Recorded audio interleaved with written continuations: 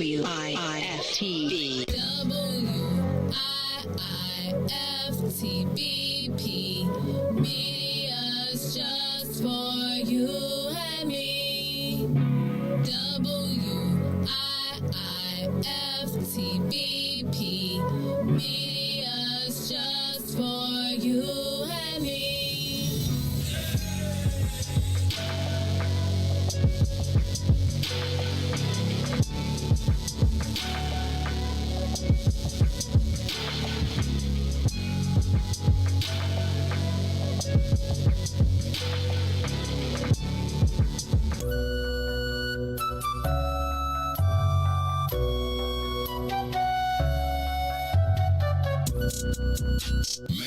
Jackson. If you could make up a social media holiday, what would it be? Randy said National Don't Let No One Put You Down Day. No one. What you gonna do? So when they say something crazy, you slap them? Be like me said. Randy said a Jukathon Day. Man, we about 60 years old. I'd be done had a heart. You gotta get your heart rate up. Okay, not that far. All right, Mario said my favorite one. My friends and I do what we call National Call Off from Work Day. As a business owner, I don't. You don't like that, yeah? I don't like that. Because I'm the boss of this thing. We got Marcus Garvey Day from Remy too. Oh, Marcus Garvey Day. All right, what will we do on Marcus Garvey Day? Call off from work. I'm going to need you to go ahead and come in tomorrow. That would be great. Okay? Yeah, right. Every black holiday has something to do with calling off from work. You're cool. How about National Join a Positive Black Organization Day? Because I don't want to be recruited. I don't want to be recruited and the brothers be like, thank you. Thank you. How about National Tell White People the Truth Day? Tell them how you really feel. You can't handle the truth. Why don't we call that National Black People Get Locked Up Day? I'm going to tell them there's an African-American man threatening my life. Hello. The most dangerous show in the morning.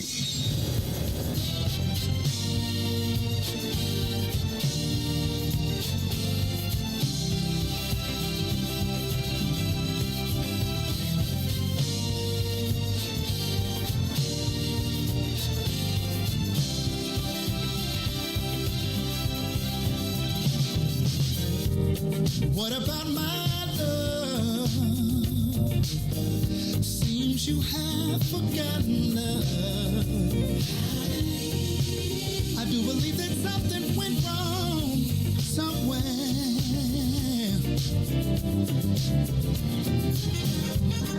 What about my feelings? Do they mean anything at all? You got me so in love, I'm too blind to see. And that you got my love, now you wanna put me down. And that you got my love, got me standing on shaky ground. What about it, baby?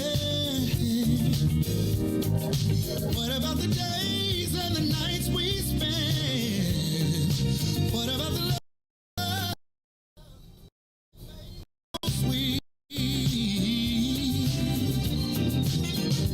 Are you sure you wanna live? Think it over, baby. 'Cause girl, I believe. Think you just you might wanna change your mind. Now that you got my love, you don't even come around. Now that you got my love, got me standing on shaky ground.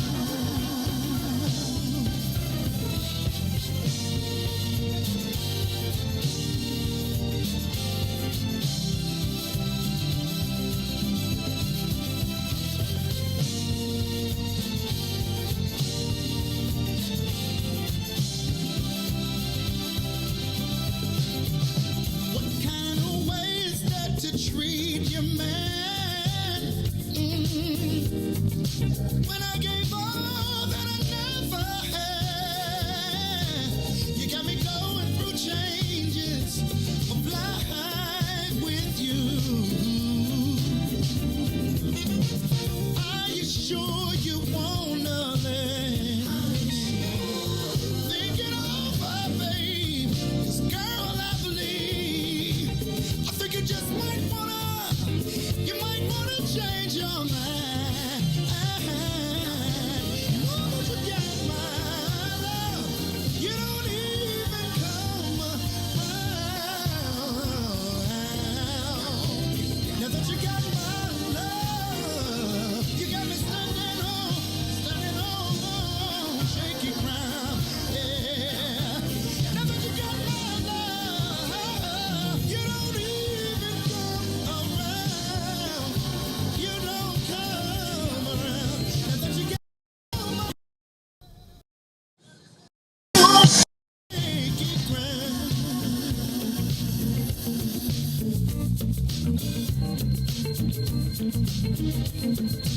Put your hands together.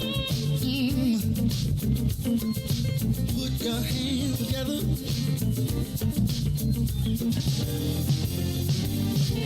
Before you leave out the door, before you leave out the door, baby, won't you change?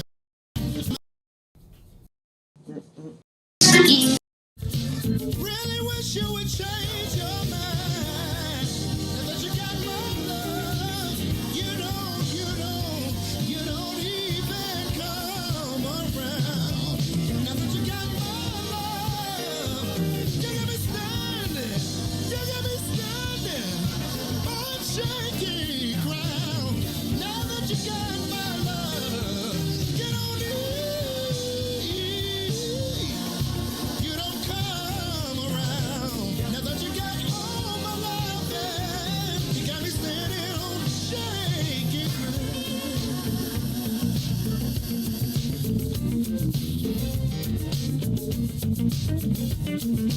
Put your hands together. Put your hands together. Oh my, I had a conversation with her. This is how it went. Before you leave out the door, before you leave out the door, baby, won't you change your mind? Oh, Lord have mercy. 'Cause I need you and you need me. I know it can be happy. Just wait and see. Baby, won't you change your mind? I'll do better if you change your mind. Now that you got my love, you don't even come around. Now that you got my love, you got me standing on shaking. Now that you got my love, you don't even come around.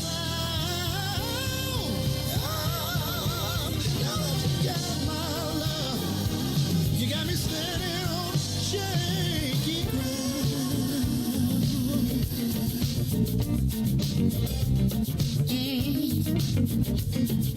Baby, won't you change your mind? Baby, won't you change your mind? Oh no, I've been hoping, baby. I've been praying, baby. Yes, I have. Baby, won't you change your mind? Oh no.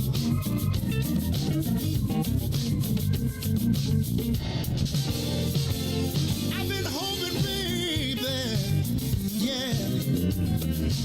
I've been praying down on my knees, praying that you change your mind. Oh, Lord have mercy.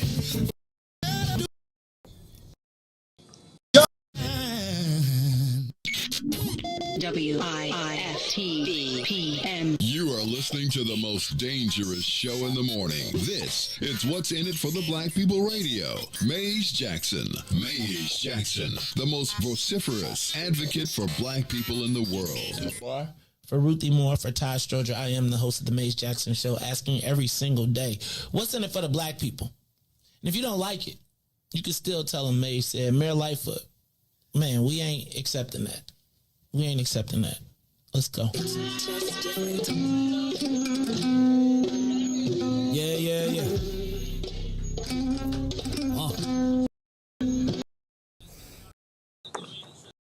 Yeah, what seems more lesbian than black. Rahm Emanuel's another case. Yep. Justice tired. 50 closed schools left much to be desired. Police had Anjanette naked on that body cam. They suppressed the footage so it couldn't touch a lot of hands. Reminds me of that 16 shots in that cover up. Both of them similar, so I went and dug it up. George Floyd killed, a lot of riots happened in the town. Southside burned and they wouldn't let them bridges down. Grandmother sick, need a prescription and plus a couple groceries. You gon' have to travel just to get it now. COVID-19 out here shutting all all the business down. Not enough SBA loans to even give around. So many failed businesses that you can put them in the pile. If you don't survive the pandemic, it's gonna sit you down. We sing, dance, play ball, entertain, and crack jokes. Government infested black neighborhoods with crack smoke. System that milked us so bad, we got lactose. Still trying to find out what's in it for us black folks. We sing, dance, play ball, entertain, and crack jokes. Government infested black neighborhoods with crack smoke. System that milked us so bad, we got lactose. Still trying to find out what's in it for us black folks. Shout out to Willie Wilson, hope one day you get to send it. We need some different players in the game to handle business.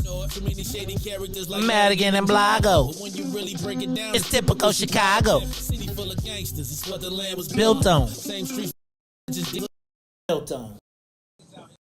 get they still on. Looking for a block to put them Hellcat wheels on.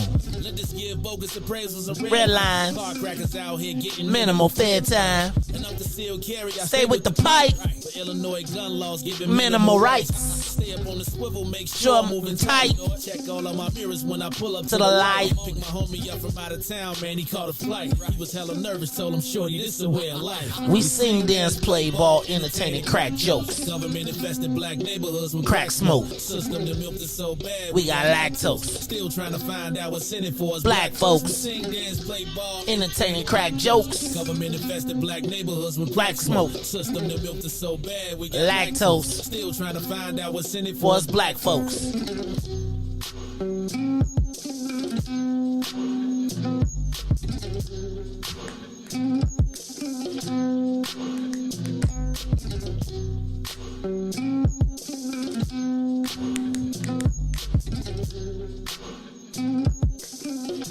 Wake up, Chicago! Wake up, world. This is the Maze Jackson Show. I'm your host, Maze Jackson. I am rolling literally solo dolo. Like, no DJ Riis the Ruler. It's just your man, Maze Jackson. I was sitting here trying to decide if I was going to rock and roll. And I said, you know what? The soul plane going to do its thing regardless. Now, I'm supposed to have Book of Dawn here. You know she's supposed to be here at 6 o'clock. You know how people be doing. I told you, you know, you hear the ooch, ooch, ooch, ooch, ooch. You gonna be here tonight, Don? I got you. Hi, brother. Ooch, ooch, ooch, ooch. No problem, brother. Ooch, ooch, ooch. So I am, see. So today I'm rolling solo dolo. I'm gonna hope that DJ Riis the Ruler is gonna make it. I'm gonna assume maybe his alarm clock didn't go off. You know, I hope he in no call, no show. Quit me. You know how people be doing you. So I don't know. But I'm going to tell you what, we're going to roll. We're going to get the soul plane. I don't know. I don't know if I could run from the cockpit to the mic, to the mic, to the cockpit. So you may not get any commercial breaks. I'm going to figure this whole thing out. But I'm going to keep it rocking and rolling. All right, y'all. This is the Maze Jackson Show. I'm your host, Maze Jackson. Ruthie Moore is Tuesdays and Thursdays. Todd is when he wants to come in. And I am hoping DJ Riis the Ruler comes in. But y'all think we could do the show? We can get it done? Let's get it done. I don't know. If everything okay, I might have to call everybody else and tell them Wednesday. They might have to take Wednesday off. Hey, y'all. I'm a little nervous today, I got to tell you. Going to Springfield today. Leaving the show. Hopping in the whip with the executive director of the National Association of Promotional Retailers, better known to you all as Tennille Jackson. Headed down to Springfield today to take care of some more business. Want to send a big shout out to the Illinois Legislative Black Caucus, who yesterday took a stand for the black people in this economic equity. See, I don't like to say equity, but shout out to the Black Caucus for not cutting us out of the multi-billion-dollar gaming enterprise. Do y'all know Illinois is almost equal with Las Vegas with the revenue now? It's kind of crazy, man. So shout out to the Black Caucus yesterday. But I'm going down there today. I'm trying to, you think I could crash the speaker's office? Y'all think I can get the speaker to let me in? I figured I knew I was never going to see the inside of the speaker's office with Mike Madigan there. So I do have to go. Hey, y'all, but I'm still a little nervous about going down there. I can't even lie. Because it's like I feel like it's like I have a certain reverence for government, and there's a certain thing about going to Springfield and being in the Capitol for me as a government and political junkie that makes me feel a certain way. I can't even lie. It's like I'd be wanting to quit politics, but it's like the whole concept of government and the people and the will and our ability to fight, it all moves me a certain way. And so I'm a little nervous about going back today. Last couple times I was down there, I was on the most hated list. Hopefully I've gotten off of that list. And even if it is, it's like, it's a little nerve-wracking going down there. So I want y'all to keep me in your thoughts today as I make the 3.5-hour jaunt to Springfield to advocate for black people to get a piece of the economic pie. Y'all know gaming is my thing. I'm watching people make $120 million a month, not a year, a month. Not seeing evidence. So we are sports betting that is just keep telling y'all John Rodgers is not enough. All right, y'all. Yeah, I am a little nervous though. I can't lie. It's like got my suit in the car. I didn't even want to wear my suit this morning because I was gonna wear it to work and be all fresh for y'all. But I was like, I'm a little nervous. And so even in being a little nervous and going down there, I was like, I don't want to spill my coffee on my shirt. All right. So y'all make sure if I put the post up, y'all might have to get y'all phones and y'all numbers together. You can't hear. Why can't you hear? Can y'all hear? Is everything all good? Y'all can't. Okay. Let me know if y'all can. If everything. Can y'all hear? Is everything good? Please give me a thumbs up because I'm looking at Tammy Jackson and y'all know I'm rolling by myself, so I can only tell you what I see. I can't tell you what's going on. All right. So if y'all good, give me a thumbs up. Send some positive. Hit the reactions. What's up? Can you see me? Can you hear me? Everything good? All right. Shout out to everybody that is tuned in this morning. This is the Maze Jackson Show. I'm your host, Maze Jackson, rolling solo dolo. So if there is a, Tammy, turn your volume up. If there is or turn the mute off. If there is a little hiccups today, y'all got to mind me because I'm going to be running back and forth. All right, so don't trip, but we're going to make this thing happen. It is the Maze Jackson Show. I'm your host, Maze Jackson, rolling solo dolo today. It's October 27th at 2021. Atlanta Hawks won the first game of the World Series against the Houston Astros. I cannot lie. I want Atlanta to win because Houston beat us. So go Atlanta. Did you see about did y'all see that about the Blackhawks though?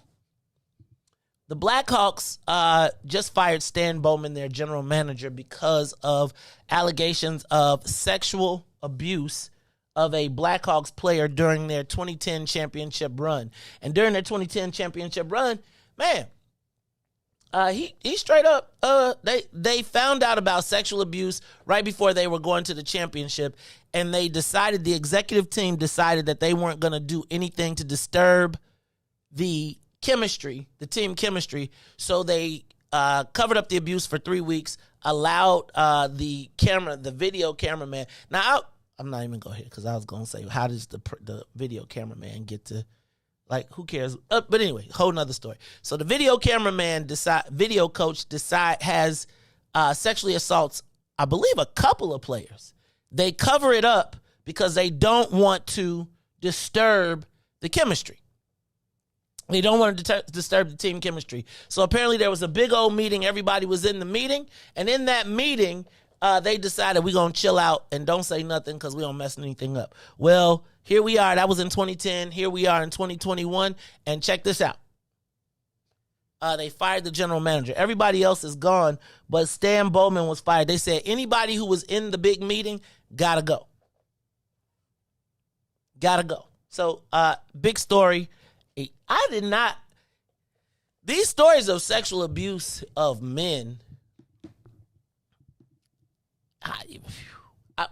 we're going to have to talk about this at some point because, like all these masculine sports with these, I don't know, man.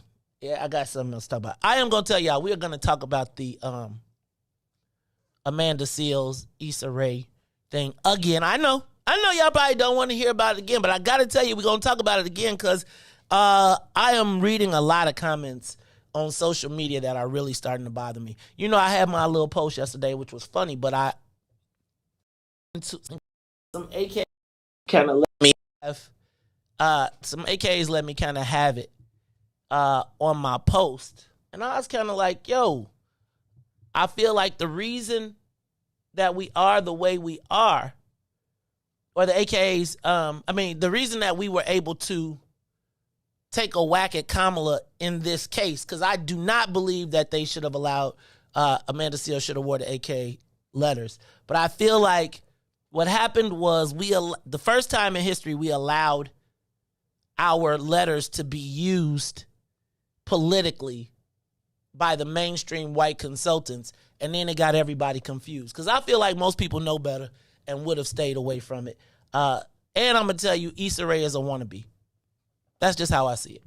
There's no reason for her to even write the AKs in the storyline if she wasn't a wannabe, one of them people that was in the mirror pretending like they was doing the steps around the party and didn't make it. But I ain't gonna talk about that till now because I'm gonna tick some of y'all off because I've been watching a lot of Black Greek letter organization disrespect over this for people who don't have any sense or clue. So look, this is what I'm gonna do. I'm gonna find out who was at the door. I'm gonna also play some music. So y'all gotta bear with me because it's gonna be a little bit of silence. I'm gonna turn on some music and then we're gonna get y'all back to going. It's the Maze Jackson Show. I'm your host, Maze Jackson, rolling solo dolo, but somebody is at the door, so it could be Book of Dawn, which will help us make this thing right. All right, y'all, hold on.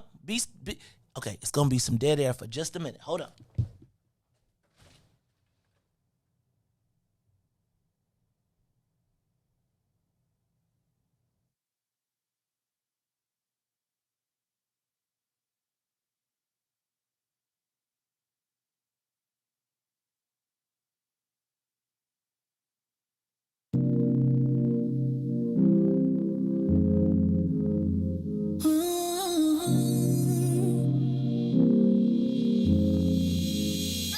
You see me, you see him, my best friend. He hold me down like ankles fighting the waves. Up to my crime, yeah, I do time. Till I'm with you, I'll be counting the days. Yeah, ooh, been through so many things, but we always get through. Yeah, ooh, it ain't always perfect, but it's worth it. This is deeper than the surface. If I said I didn't love you, you would not know I've been frontin'. Wiped all my scars away like it was nothing. Took the parts of me I tried to hide and make them something, like it was nothing. Ooh, some magic, baby. Ooh, you know you drive me crazy. Ooh, you give me peace of mind. Ooh, let me tell you why. You make it easy, say, to take it easy, say, feel so weak, say, easy to love. Say, to take it easy, say, feel so weak, say, easy to love. I never thought that I would give it to you, but now I don't think it's the time, I won't do it. I think it's cause the way you talk to me, know how to say it without making me feel little. You're gracious even when you pop off on me. When you get done, I got a little something to drop off on you. Because you earned it with the time you took to put it that way. You got me liking to get put in my place. If I said I didn't love you, you would not know I've been frontin'. Wiped all my scars away like it was nothing. Took the parts of me I tried to hide and make them something, like it was nothing. Ooh, some magic, baby. Ooh, you know you drive me crazy.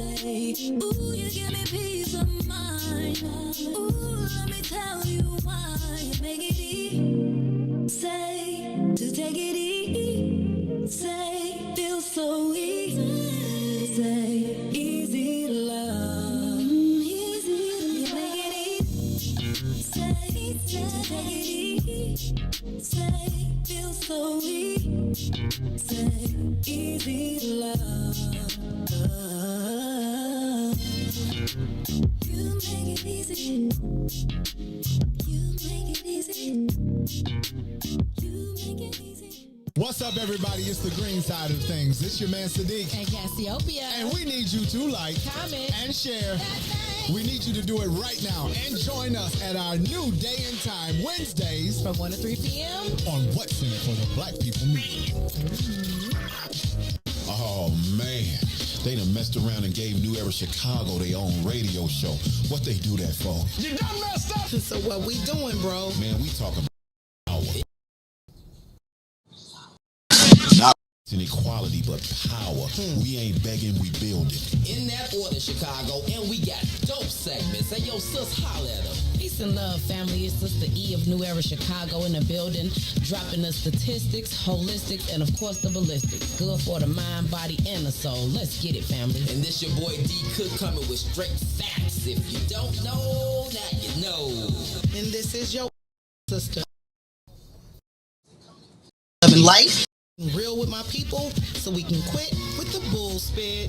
And this brother E, and I'm gonna wrap it up with the power surge. Listen, it's going down every Wednesday night, 5 to 6 p.m. Tell a friend to tell a friend. It's the Black Power Hour, New Era Chicago Radio on What's in It for the Black People Media. All power to the people. All power to the people. I love it. Yeah, I love being black.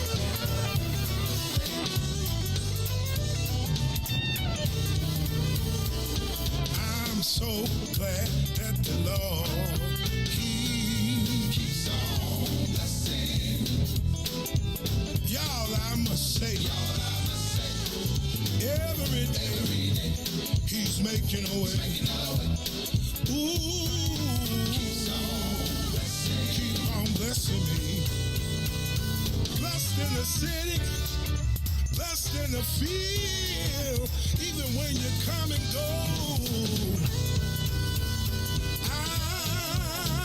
I'm so glad that the Lord keeps on blessing me. Y'all, I must say, in spite of, He just keeps on. Yeah, keep on blessing me. Oh, keep on blessing me. Blessing me. Blessing me. In spite of me, He keeps on blessing me. Blessing me. I don't deserve it. He keeps Blessing me. Woo! blessing me. Wow. You know we got to welcome our WBGX 1570 AM audience. This is the Maze Jackson Show. I am your host, Maze Jackson. Sitting in with me is the one and only Dawn Millhouse, better known as The Outlet. We used to try and call it a plug, and she was like, hold on. It's like the plug. The plug only got 2. No, the plug goes into the outlet. Look, I push it out. I empower the whole joint. Hey, y'all, she is back with us once again. So this done, I'm going to tell you to say what's up to the people. I'm going to fade the music out real quick. So this is the Maze Jackson Show. I'm your host. Shout out to everybody from WBGX who is tuned in to us. Bless you, saints. Bless you. God gonna bless you real good. In the words of the Reverend James Bass. Lord, bless them. God gonna bless you real good. I feel like it's 2 or 3 saints in the back. They got $100. You know they be back in. You know I'm off beat though, right? You know, and then don't get the tambourine. Don't get the tambourine, cause you know, and then don't get the organist patting that. Dawn, did you go to church? Was you a church girl? I'm a pastor's child. Oh Lord, that explains a lot. A prophetess. Yes. So I just now have come to the world, to the space where women are allowed to be in the pulpit. Oh yeah. Right? Yeah. Because I used to be in the place where, you know, the woman, they had a place. You can do the announcements, but you got to do them over there. And you have to wear your white dress and your long. Shout out to the saints, to the mother board, to the nurses board, to everybody, the usher board number 1, 2, 3, and 4. Amen. To the church after dinner ministry. To all the black preachers looking for chicken and fries tonight. The cornbread. It's the Maze Jackson Show. That's my girl. Good morning, sunshine. Uh-oh. Hold on. Let me get her straight. Please, Lord, don't ever Please stop. don't- Go ahead, please dog. don't stop. Father God, don't stop. He took me to church. He took a baby saint to church. Please don't ever stop. And don't ever stop supporting the WIIFTBP media. Hey, this man is in here. Good morning, sunshines. Good morning, good morning. This man is in here doing it yet again by himself. I literally, first of all, I had to put out my clothes like I was going to school this morning. I had to lay them out. I said, you got to go to bed at 9 o'clock. You got to lay your school clothes out so that you can be on time. Woke up at 5:15, hit the snooze button, turn back over at 5:35. That snooze is the devil. It is The snooze is the devil. No, I ain't gonna even front. The snooze is the devil. I'll be like, just 5 more minutes, God. Just 5 more minutes, Lord. 5:35, I said, oh, Gina, I did it again. Why? Damn. I did it again. Why did I do it again? Dawn? So let me just say But I this. didn't know you were in here by yourself. I don't know what happened to DJ this morning. I keep looking at my thing like, yeah, DJ, I was like, see, Dawn, when things like this happen, I'd be like, did they quit on me? Is it a no-call, no-code shit quit? Right? Like, did they be like... No, we're not like McDonald's. You know, McDonald's employees are doing a walkout again today. Hey, man. Over at the headquarters. They want to be unionized. I'm not doing you like that. You know what? But I had to go to Starbucks, you know. Hey, I'm going to tell you. Look at a where I'm stop. at. See, this is what happened when I be here by myself. Look what happened. See, this is what happened. I'm supposed to be right here. I'm not supposed to be underneath the DU. I know your drink. I should have got you. And then when you running by yourself, you rolling solo dough. And then, Dawn, because, I'm a little nervous today. I'm going back to Springfield. Oh. And this is like one of the first times that I've been back. I went with my crew last time, so I had to what's in it for the. I'm nervous. That's good. Nervous is good. Nervous is good. Yeah. What do you tell Maison when he's about to play a game? Ball! Break their ankles! When he says, my little stomach hurts. He don't be saying that's that. good energy. I'd be like, get it. Nervous is good. Okay. Nervous is good. I'm just tell y'all, I'm coming to Springfield today, Mays Jackson. I'm trying to see the inside of speakers chambers. I thought I would never get a chance to see it. But on top of that, did I tell you we followed up and did a fundraiser because you did I the fundraiser? might say I might just be touch offended. I might just be a touch. Because yeah. All right, so okay, we're gonna talk about this. Okay, and we're gonna talk about this today. Okay. And matter of fact, we're gonna jump into it right now. Okay. Is loyalty still an expectation? Oh yeah. I have come to the recognition that there is my interpretation or definition of loyalty is my model is clearly outdated. No, I think my model is clearly I'm not going to say that. Outdated in that so let me just say this. I am a odd bird. You gotta know me. I'm a love or hate person. Like really. Facts. Like either you love me or you hate me, or you find a reason to hate me. Like if I love you, there is nothing I won't do for you. If somebody mad at you, I'm mad at them. If you got a problem, I got a problem till you say we ain't got a problem, and I still got a problem. Because it's hard for me to turn it off. Right? Once you play my family or do anything, I'm in it. Yeah. And you don't have to guess where I'm at. You be like, why does Maze look like that? Cause da-da-da-da-da-da. Agreed. I know you well. Is there an expectation of loyalty still in America? I mean, I was like thinking about like even the McDonald's and people like the job, workplace. Do people feel like an allegiance to the job? Do they feel an allegiance? So let's start with, is there still an expectation of loyalty? How do you, Dawn, define loyalty? Whew. Okay. Loyalty. How do I define it? I don't know that I've ever been asked how to define it. What I will say is this. I'm gonna let me speak on you first. As one of your tenured friends. Invite me to the fundraiser that y'all had after y'all ran into, but it's okay. No. It's the story of my life. No, let me story of my life. Let me tell you about that because I really I'm new in that space, right? Mm-hmm. Being the host of fundraisers, I didn't know that you go back to the person who you know already gave and ask again. I feel weird about that. And so, like, there's so many asks all the time. And my thing was, let me tap some funds that haven't been tapped. Oh, I wasn't planning on paying again. Oh, see, I didn't know. I don't know the rules. No. So the way it works is, well, we'll talk about it. But I feel like if I connect you to this person, then if you and this person decide to blow, then to me you say, hey Joe, me and old boy about to do our thing together. Thanks for the hookup or whatever else is there. I'm not gonna disagree. Is there anything in that mix? I'm not gonna disagree with that. Cause I'm gonna concur. And from the standpoint, so this is my story, right? And it's kind of like, so this is what's getting me to this question. How do you define loyalty? And I'm not gonna say that that's a test of loyalty, but I'm gonna say that, let's say that was a misunderstanding. But like in the grand scheme of things, I don't know that loyalty,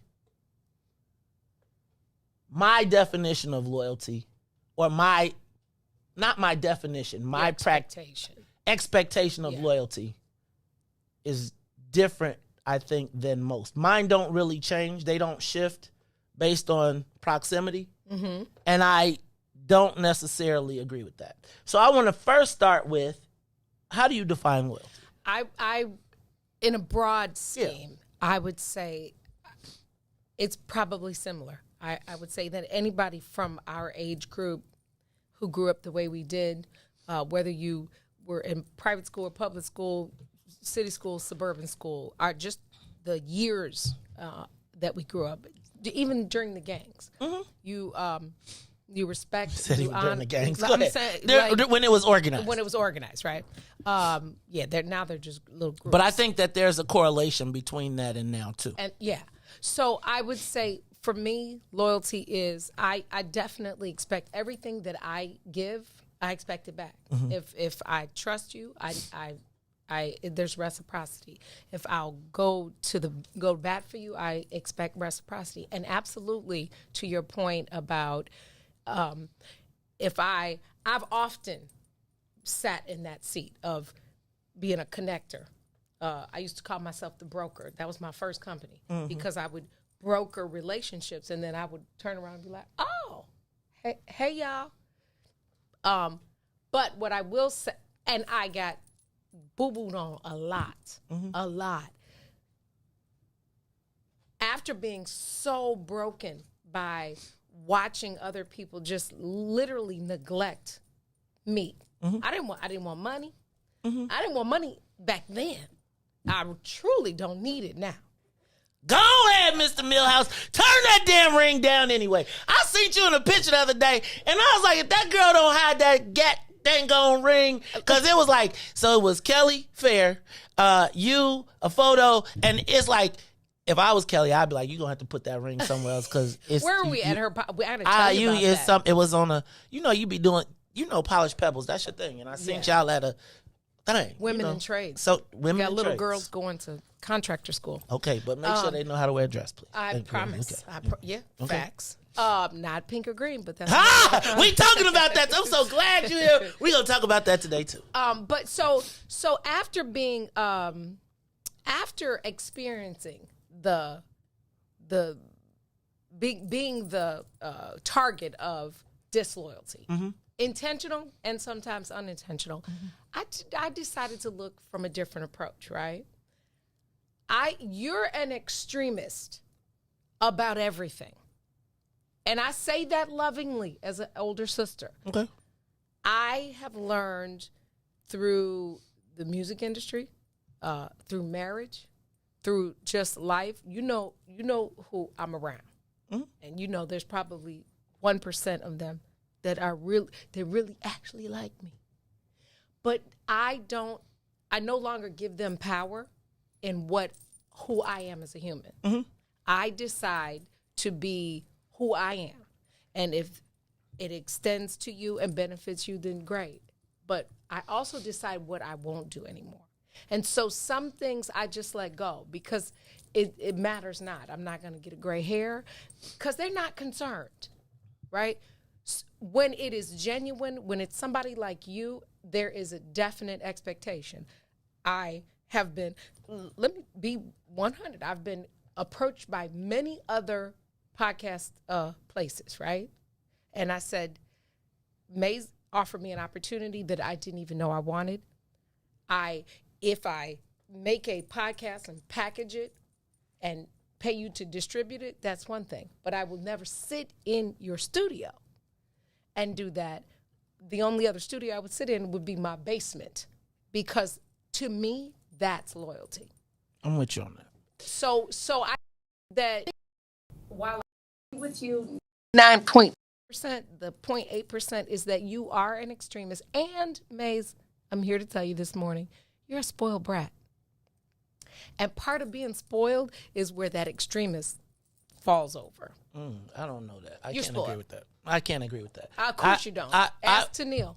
No, I would say that I have expectations of reciprocity for the people that I would go to the ends of the world with. It's not a spoiled brat. I have absolutely no expectations for nobody I have points on the book with. The way I look at it is like this. I look at it as, man, Charlie, I got bank account credits with you. True. I got bank account credits with whoever. True. If you know that if you pick up the phone and you call me and said, Jesus is coming and we need to move. True. And that extreme, and I don't even want to call it extremism, it's that unwillingness to compromise on what my beliefs are. And I think it's a lot of people that are willing to, I think I learned a word this week called fake kick it. Phony kick it. Like phony kick. Phony kick. I learned a word called phony kick it. And it's like, it's a lot of phony kicking. But I don't phony kick it. No, you don't. And so and that's interpreted as extreme in cases. Like my desire for black people to do better, I can't turn it down. And spoiled, I feel like, and on the spoiled part, I have worked for every, I have worked people. I have on this floor for Negroes for people in humility. I feel like I have humbled myself. Now, I'm not going to walk around and be like, I'm going to walk around and be like, because if I don't say it, clearly a lot of people won't say it. But I can't agree with spoiled. But this loyalty thing. Let me Go say ahead. this. Go ahead. Let me say this. Where we definitely agree, you have always been loyal to me. Right. Even when we were two bulls in a china shop. Mm-hmm. Like, I believe to your earlier point that no, there is no loyalty. There's no loyalty in certain workplaces. It's a real transactional world out here. And no, it's what can you do for me, not what can I sew into it. It's let me run that. And no, and I don't owe you anything because that's what you're here for. Or, it's very transactional. And so no, loyalty, and unfortunately, the lack thereof is most of the problem. I agree. So I was, and that's what makes me, I think about, so I felt like this would be a good, actually I brought this conversation up for you because I thought it was a good one, because I think that you probably have experienced what I've experienced, but then on the other side, you're a lot more outgoing, a lot more popular, and a lot more roll off your back. I'm like, hey Joe, yeah. Well, did you slide? Did you slide? Right. And I've always been taught that if you can't have it yourself, if you can't do it yourself, then F them, right? And that's the mentality that I take. But I was asking about this loyalty thing because I don't know if we don't develop loyalty, how will we ever move forward, right? Like that whole reciprocity thing, I feel like it's underlearned in our community. Like you feel like I got this bag, you might have connected the dots, and then you take it and you run with the relationship, as compared to saying, let me circle back and make sure that so that the money keeps going in a circle, right? So that we continue. And what I found is that when you make money with people, well, I would say when you make money with white people, Mm-hmm. They be like, dang, this check was good. How do we make another one? When you make money with black folks, it's like, man, that nigga got too much. How can I get his piece too? But that circles back to loyalty, right? Because they're not concerned with the loyalty to the ethnicity, the connection, the struggle. Mm-hmm. Their loyalty is or disloyalty is. Hold on, let me stop him right there, and I'm gonna run and get this, and they will go around you. How do you define who you're loyal to? How do you pick who you're loyal to? One of the things that I found that's learned, and it's funny because Tennille and I talk about WIIFTBP. Mm-hmm. I have always had this dream of creating the Rockefeller concept, right? I.e., or the Puff Daddy, well, maybe not the Puff Daddy in the family, but the Cash Money, like where this group of people, the Wu-Tang right now, watching that is ultimately what I feel like in my mind I've always tried to do, where it's like, look, man, I got these business connections. I got this access to these resources. I'm going to share them with you. And then you're going to use your skills. I got access to money, concepts, blah, blah, blah, blah, blah. You put your sweat equity in, and one day we going to rise up, and we going to be the Wu-Tang. Mm-hmm. Mm-hmm. And what I've come to recognize is that there is really no familial concept. I feel maybe not familial concept. I feel like maybe I invest that in the wrong people, or I would tell you, like, even in the evolution of WIIFTBP. Mm-hmm. Like, it started as altruism, where it was like, yo, I want to give these people platforms and I want to make sure that everybody is. And now I'm kind of like, hey, Joe, y'all got Wednesday nights. Riis, if we can't fill in paid dates for the rest of this, I turn the shit off. Excuse me, I turn it off. Right? Excuse my language. Because if there is no reciprocity, right? Like, I just don't know how you determine who you share your loyalty with. Because you're such a because you have a bigger picture, mm-hmm. and you're specifically to you. Mm-hmm. I think that let me talk about this. Okay. Let me talk about when this started. Mm-hmm.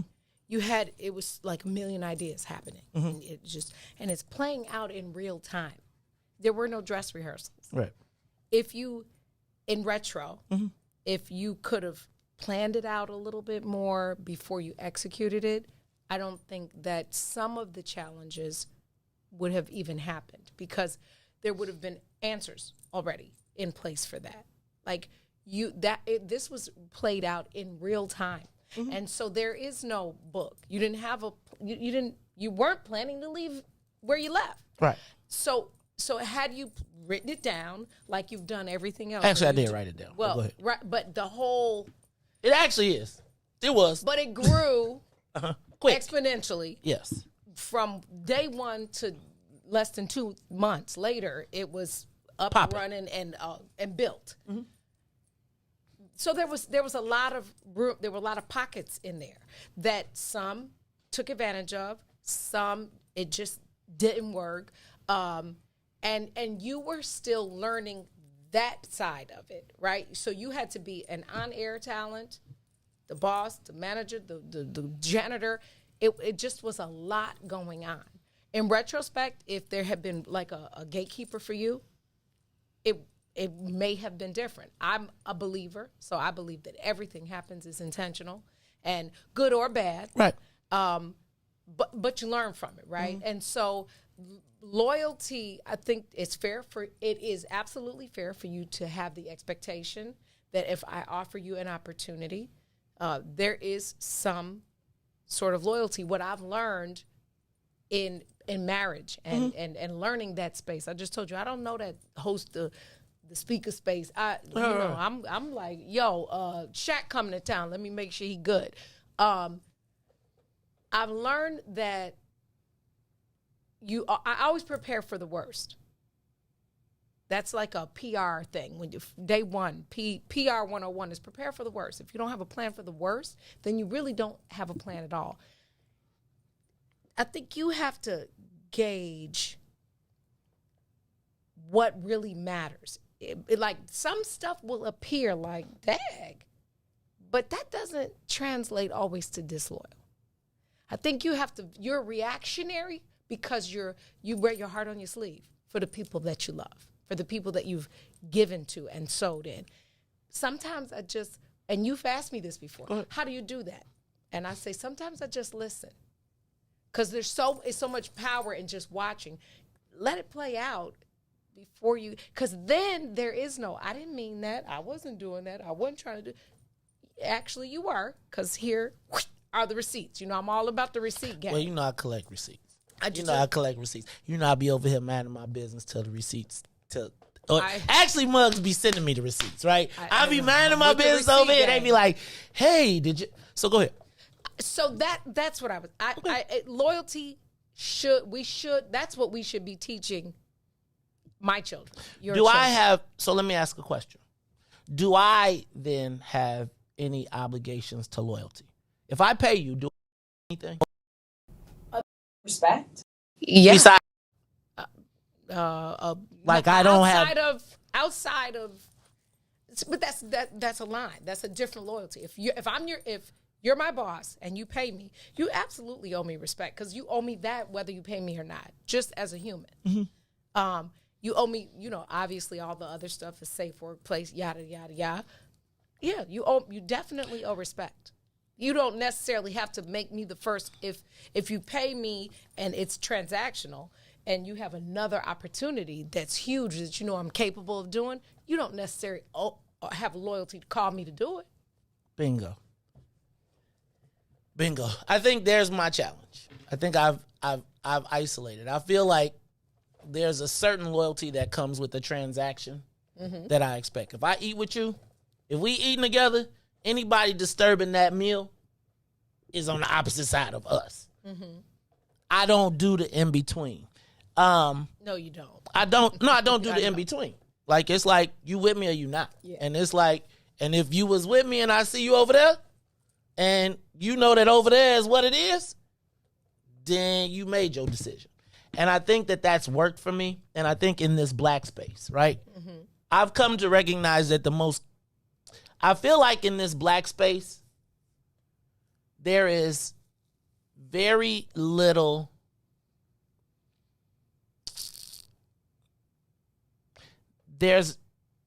I don't know what we value. Mm. And Jay does that song where he says people know the price of everything but the value of nothing. Ooh, yeah. That's what I feel like when I have this loyalty conversation.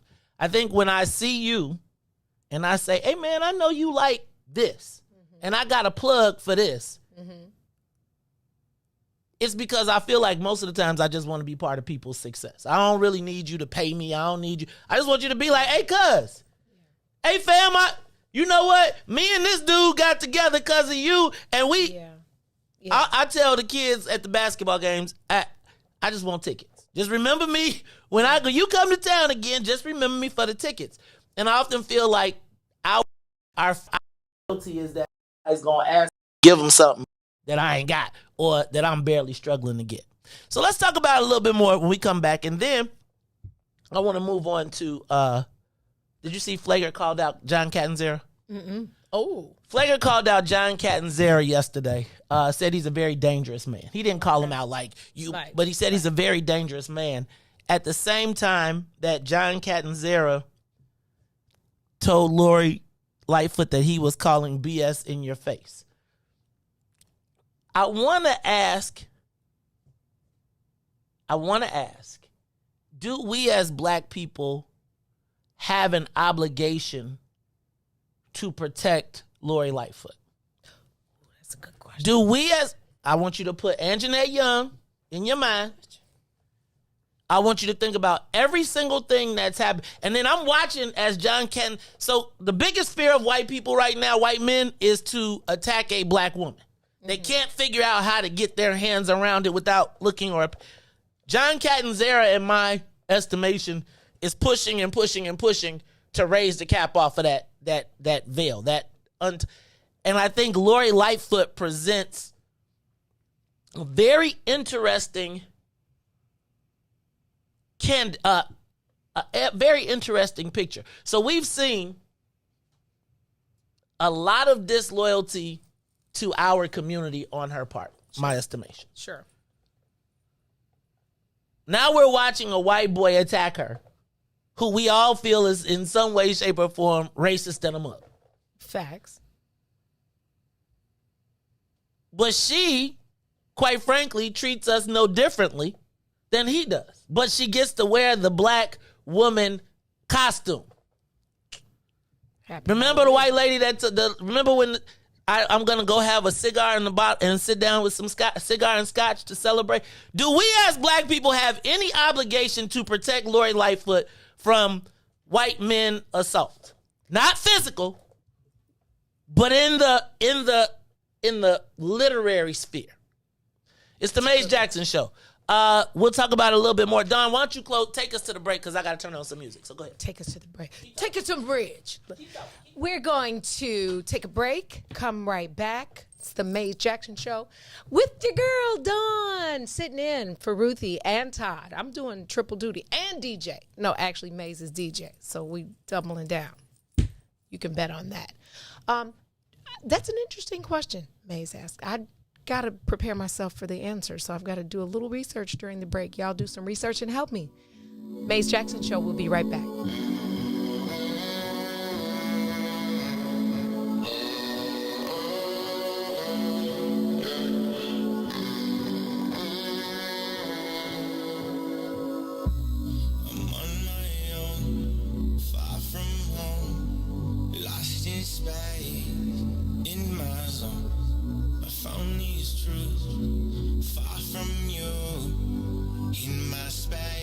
In a stellar mode, yeah. I finally got my mind right again, yeah. Now I know there's no time for pretend, yeah. I come alive in the moonlight, see me shooting across the skies. Don't you know stars were born to fly? Yeah, I've been searching, crowding, looking for a way out. I've been hurting, falling, but I think I found my way now. I'm on my own, far from home, lost in space, in my zone. I found these truths, far from you, in my space, in a stellar mode. Yeah, I finally got my mind right again. Did it all in spite of the hate. Every time they said that I can't. Nebulous, they run through my veins. Every molecule in the strands. Senses feeling some kind of strange. Damn, I think my name's Spider-Man. Jump out the window and swing for the dreams that just might be. Never gonna let go. No, to the man in the mirror look like me. Drifting through the cosmos, oh, far away from your lies. I realign all my goals. That's a constellation of mine, yeah. I've been searching, crawling, looking for a way. I've been hurting, falling, but I think I found my way. Now I'm on my own, far from home, lost in space, in my zone. I found these truths, far from you, in my space, in a stellar mode.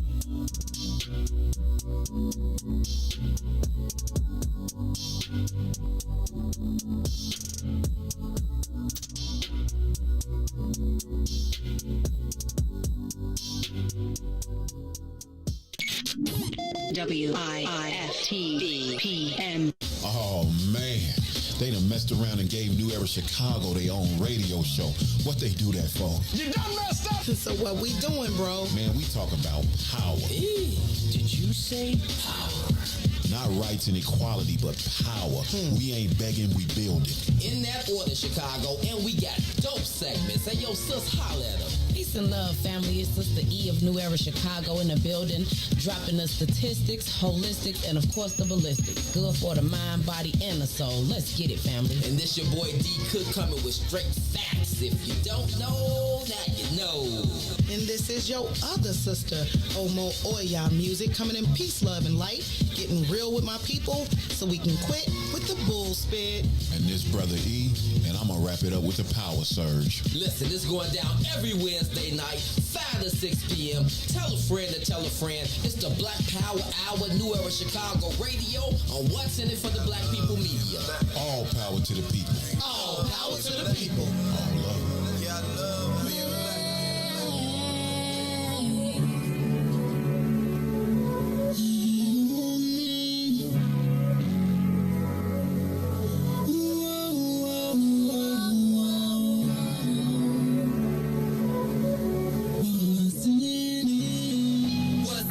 Black people, cause economically we are not equal. Waking up to life, can't toast no more. I told y'all, yeah, this a dangerous show. Don't go to church if you ain't trying to help us. Don't even try to be around and can't protect us.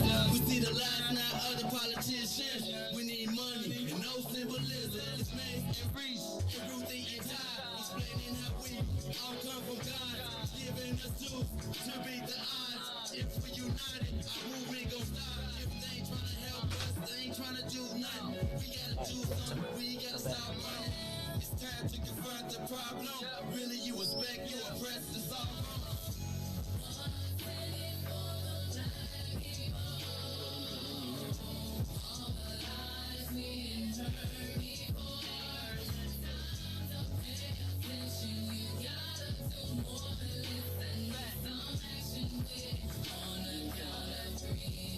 Wake up, Chicago! Wake up, world. This is the Maze Jackson Show. I'm your host, Maze Jackson. Got my girl from the Book of Dawn in the building. Good morning, sunshine. Dawn Millhouse. Hey, y'all. Lady D. You see my date, my I'll fly? tell you, look at this. Riis overslept. And now you know how his voice be super deep. Then he like super. That's Dawn. What I do? That's Dawn got her stuff on. That's Yeah, me. I said. Oh, did he just come in regulated? Right, yeah. Look, I said, what's up, Riis? Riis said. He said. He ain't even, I was yesterday, I was like. He doesn't even have a voice yet because it's so Riis, deep. I He's tell like, you, I thought Riis was going to quit on me because I said, bye, Riis, yesterday. I was all out the door. He had the guards. I was like, see you later, Riis. He's like, Wendy, see you. I was like, damn, Charlie. I be like, man, Lord, Good morning, Riis. How you feeling? Come on, Good morning. Say I'm blessed, buddy. You know I'm blessed by the best. You know the rest. But, you know, and good morning, sunshine. How you doing? Good morning, sunshine. Man, you know, as the old One of them Maze nights, Jackson huh? said, nah, just never put your faith in nobody else's hand, man. You got to just. Ooh. Yeah, somebody. You know, I already hate sleeping. I feel like if I sleep, take a nap, I could have done something in them hours. So I already hate sleeping as is. And I went to sleep and just. But your body probably needed it. I'm going to be the mommy in the room. When I woke up, I knew I slept too long. No, you didn't. Your body told you to go to sleep. It was Sometimes you have to just listen. listen. 6:21 a.m. I'm supposed to be Good. there. No, that's not good. Nah, I'm gonna tell you. It's good. I was You looking need at the sleep. clock at 50. Like I ain't even trip till really 59. Cause Riis played a 59, and it's so funny. Cause real talk, I went in the computer today, and he already got everything set so he could be late as he want to and just hit the button and be talking to smack. But he told me the trick yesterday. He told me my song is really 6 minutes in. So I was really, once I got the autopilot working, I was like, all right, I can handle this. I'm glad you slept, though. Oh, I'm glad you made it. Me too. It's DJ Riis the Rule in the building. Maze Jackson, Dawn Millhouse in the building. Dawn. Yes. Yesterday, Father Michael Flager. I F's with him. I F's with him, yeah. He is the king of the black people. He not the king. He the king of the black people. He not the king. He is the king of the black people. If Father Flag ain't the king of the black people, who is the king of the black people? We don't have one. Who That's is the problem. the king? We don't have one. That's the problem. No, he had y'all on the damn right. The king of the black people is Father. Until otherwise stated, Father He is Flager not, is in my the king Madagascar of the... voice, he is not the king. Am I the king? He is not the king. But Father Flager, who I actually count in the Arnie Duncan camp for mayor, came out yesterday and called out John Catanzara, the head of the CPD, no, not CPD, of the FOP. Right. Man, my girl was telling me that the FOP, he ain't even a police officer no more. Like, he just disbarred, like, he got kicked out. And he's he's still the around. FOP, though, right? Sidebar: Does he get any of the privileges or benefits of policing? I mean, if if you like the de facto general, you got what you gonna do? If you in the FOP, what you gonna do? Stop? If he got he got a squad of cops that surround him. That's why when I hire security, I hire police. So if they kill somebody, you're good. Yeah, they got 24 hours to get it together. Yeah, facts. So John Catanzara sat in. Did he sit in that seat? This seat. He sat I in saw the that show seat when right Ruthie there. blazed him. You might have to pull that up. You might have to pull Ruthie's promo of John Catanzara up. She blazed. And he was stutter butter. He was hot. Yeah, he was hot like but he fish did grease. he did pass me a get out of jail free card. Okay, I will take that. When you take that, I passed it to my son and said, "Hey, Good. when cops pull you over, just because that's a real thing." Oh no, yeah, my daughter's roommate is father's NYPD. His That's joint the be thing. like he gave, and it's nationwide. It's yeah, I'm telling you. Yeah, it's like yo. I don't want to call. It's like it's gonna be a pass to get through the neighborhood. But anyway, so he calls out Mayor Lori Lightfoot. You know he's been taking whacks at her over the virus, over the virus and vaccination. the fight. Yeah. And so he held a rally yesterday down at the CPD. Now, it's not lost on me. 35th. It's not lost on me that the police are protesting the police station. That's not lost on me. Okay. So that part. But they expected like hundreds of people to show up and like 60 came. Yeah, that was I think Ruthie called this though. She said, "Ain't nobody trying to miss no checks over these COVID vaccines when they got the vaccine." But I think John Catanzara, how do I put this? I would rather have 60 go to the end soldiers than 100, than 1,000 half steppers. Right. Yeah. And I think John Catanzara is putting together the hardcore believers that can move on. And I think that one of the biggest things, part of the reason that Mayor Lori Lightfoot has escaped this debacle of a mayorship that she's had, is because the media and people in general, white people in general, have not figured out how to attack a black woman without appearing racist. Sure. Sexist. Or sexist. Yeah. I think every day, John Catanzara, and I think it's a lot of white men that are frustrated. I don't know if you saw this article in the, I want to say Russ Stewart wrote it. I don't like to give him no props, but Russ Stewart wrote about the fact that in the Democratic Party, and actually I was talking to a judge who said that he would not be able to get slated by the Democratic Party no matter what his credentials were because he was not a woman, a minority, or gay. Wow. Now, he's a Democrat, and he said, I'm running for judge in spite of that, but there's no hope of me getting slated, and he used those words. And quite frankly, it has become the way of the Democratic Party. There's not really, you don't see really very many black men in any type of position of power or being proposed as candidates. Anytime that they're looking to take a black man down, they run a woman against them. Black woman. Do you think that's by design? 100%. Okay. 100%. Because there's a part of what needs to happen is to emasculate the black man. That's why I talked about like in Alabama when they were like black women voted 96% for Doug Williams. Black men voted 92% for him. But there's always, the Democratic Party is always trying to draw a line between black men and black women. Even when they were talking about the population, they were, or the split of party, they were like, black women get this much. Because if you put black men in the averages, we drag everything down. Okay. Right? So, if you have a concern about the appearance of being any of the isms, then you have to walk gingerly when you deal with anybody like anybody black or in any of the underserved. And she got woman, black, and LGBT. So if you say anything about her, even though she thinks she's a little white man, for sure, she thinks she's a little white man, for sure, and acts like a little white man, and has treated us like a little white man. This white man has figured out that if I can attack her and get away with it, there is a umbrella under which the rest of the angry white men can go under and throw rocks without being considered a racist. Right. So my question now becomes, do we as black people have any obligation to defend Mayor Lori Lightfoot? Riis, I want you to go in there and find that Anjanette Young commercial.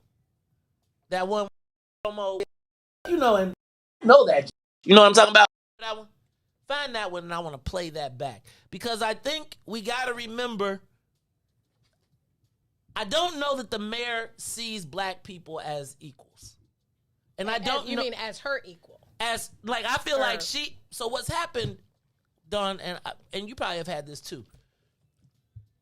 When white people identify you as, like, I'm going to tell you, somebody saw Lori Lightfoot, some white man saw Lori Lightfoot and poured into her and took her from a law student and said, we're going to push you through. From spit to sugar. Yes.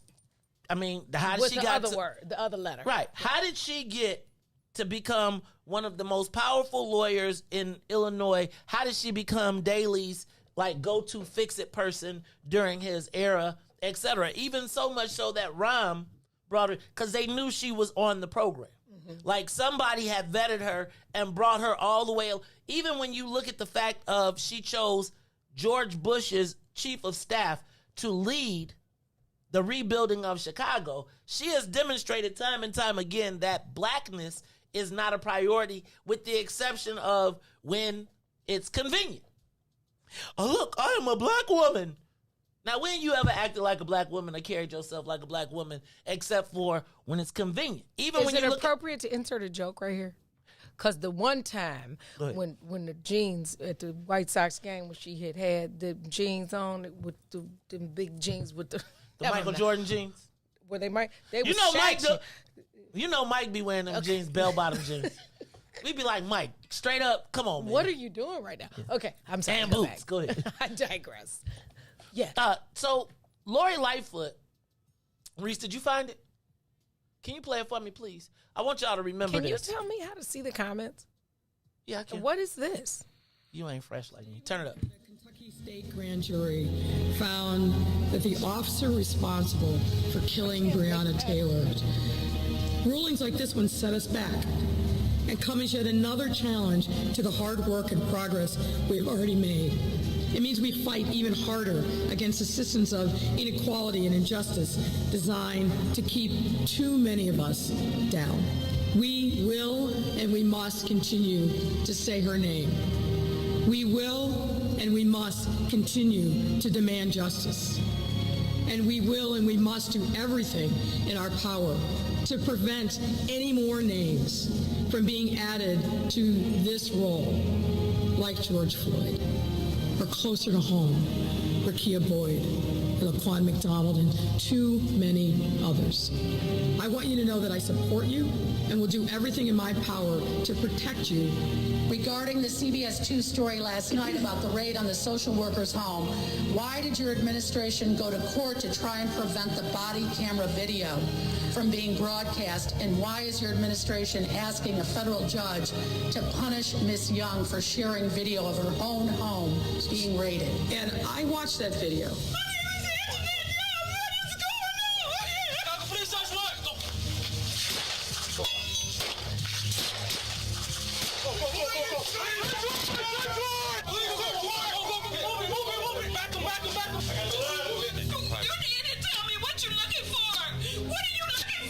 Now, this case was litigated in federal court. The federal judge put in place an order.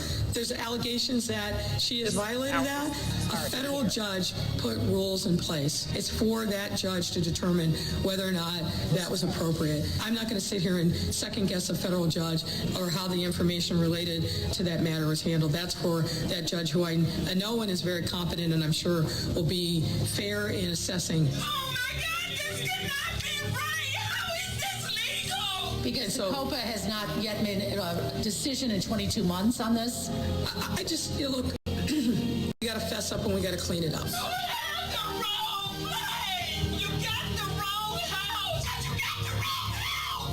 We will and we must continue to say her name. Y'all remember that woman? Remember that federal judge? Do you hear those screams? Do you hear those pleas? I just want to point out that Anjanette Young still has not had a settlement. Yeah, that's hard. That's actually that's hard to hear. That's the point. It's difficult to. I want it to be difficult. I feel like what they have counted on is what the mayor gets to do, in my estimation, is allow something like that to happen. And let's be clear, that didn't happen on her watch, so she had no need to cover it up. True.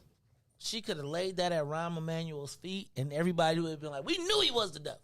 Right. You gotta ask yourself if when you see something like that, and the mayor sees it, hears it. You saw her telling her to. You watch. We saw the emails, so we knew she knew. Just like we knew she turned those Latino gang members on our people during the uprising. What obligation do we have? Riis, open up them phone lines for me. Give us a call, 872-259-7474. Does the black community have an obligation to protect Mayor Lori Lightfoot from the assaults of John Catanzara? Well, let me before the Lions Den jump in, because I've not been a part of the den, but I have watched it. Okay. Let's circle that back to loyalty. Okay. Because that ties right back into your first subject. This is the loyalty only would be to the blackness or to the woman. But has she ever demonstrated loyalty? When has she demonstrated loyalty to the blackness? She hasn't, and that's my so I personally don't feel like I owe her anything other than what she has shown me. You know, the people say, old saints say, when somebody show you who they are, believe them. And I'm with there is the sever to the loyalty for me. I am a woman. I am black. Anjanette was a woman. Anjanette was black. I'm saying, so my loyalty won't be to Mayor Lightfoot because I'm woman and black, because she showed me who she is. Now let's take it up a notch. Does she become the gateway for white men to feel okay to, I don't want to say assault, but attack black women in a black women in power in a different way? And here's my point. See, we and Lori see us as different. Sure. White people see us all the same. She has convinced, we have said, you ain't us. Yeah. She has said, I ain't them. Yeah. They ass over there, them ninjas. Yeah. And the challenge is, Lori, in my estimation, opens the gate. See, I feel like they tried it with Kim Fox, and people started popping up. Cabrini Green, stand up. They tried it with Kim Fox, and people started popping up. Yeah. I love Kim too. I do too. I think she's gonna have a challenge. Let me say this though, my loyalty, and I'm out, and I'm very okay saying this publicly. My loyalty is to Anjanette and women like her, right? And I believe if we circle back to your starting point, if those that are loyal to Anjanette's story and the woman in her happens to be black, but her story and her journey, then collectively, it would matter who is doing what on the other side. If we stand with Anjanette as women and black women, I don't think that Lori would even she'd be a non-factor. Interesting. Give us a call, 872-259-7474. 872-259-7474. Do we owe Mayor Lori Lightfoot any loyalty as she comes under attack? Now, I think that what's in it for the black people has a way different perspective than the rest of the world, of black world. Because I think that in this space, we have a different level of awareness or consciousness towards black issues. But I'm curious, have we ever seen Lori Lightfoot be loyal to black people in her tenure? And do we have any obligation? We're gonna take a quick break. And after we take our break, we'll be back we'll continue this conversation. Dawn Millhouse, I'd love to hear your thoughts because it seemed like you got something you want to write it down. Write it down. My pen broke. Write it down. So find one. Write it down because we got to get that one down. All right, Riis, we ready to take a quick break and we'll be back after these messages. The Maze Jackson Show will be back after this break. WIIFTBP. System. Are you in need of spyware or virus removal from your computer?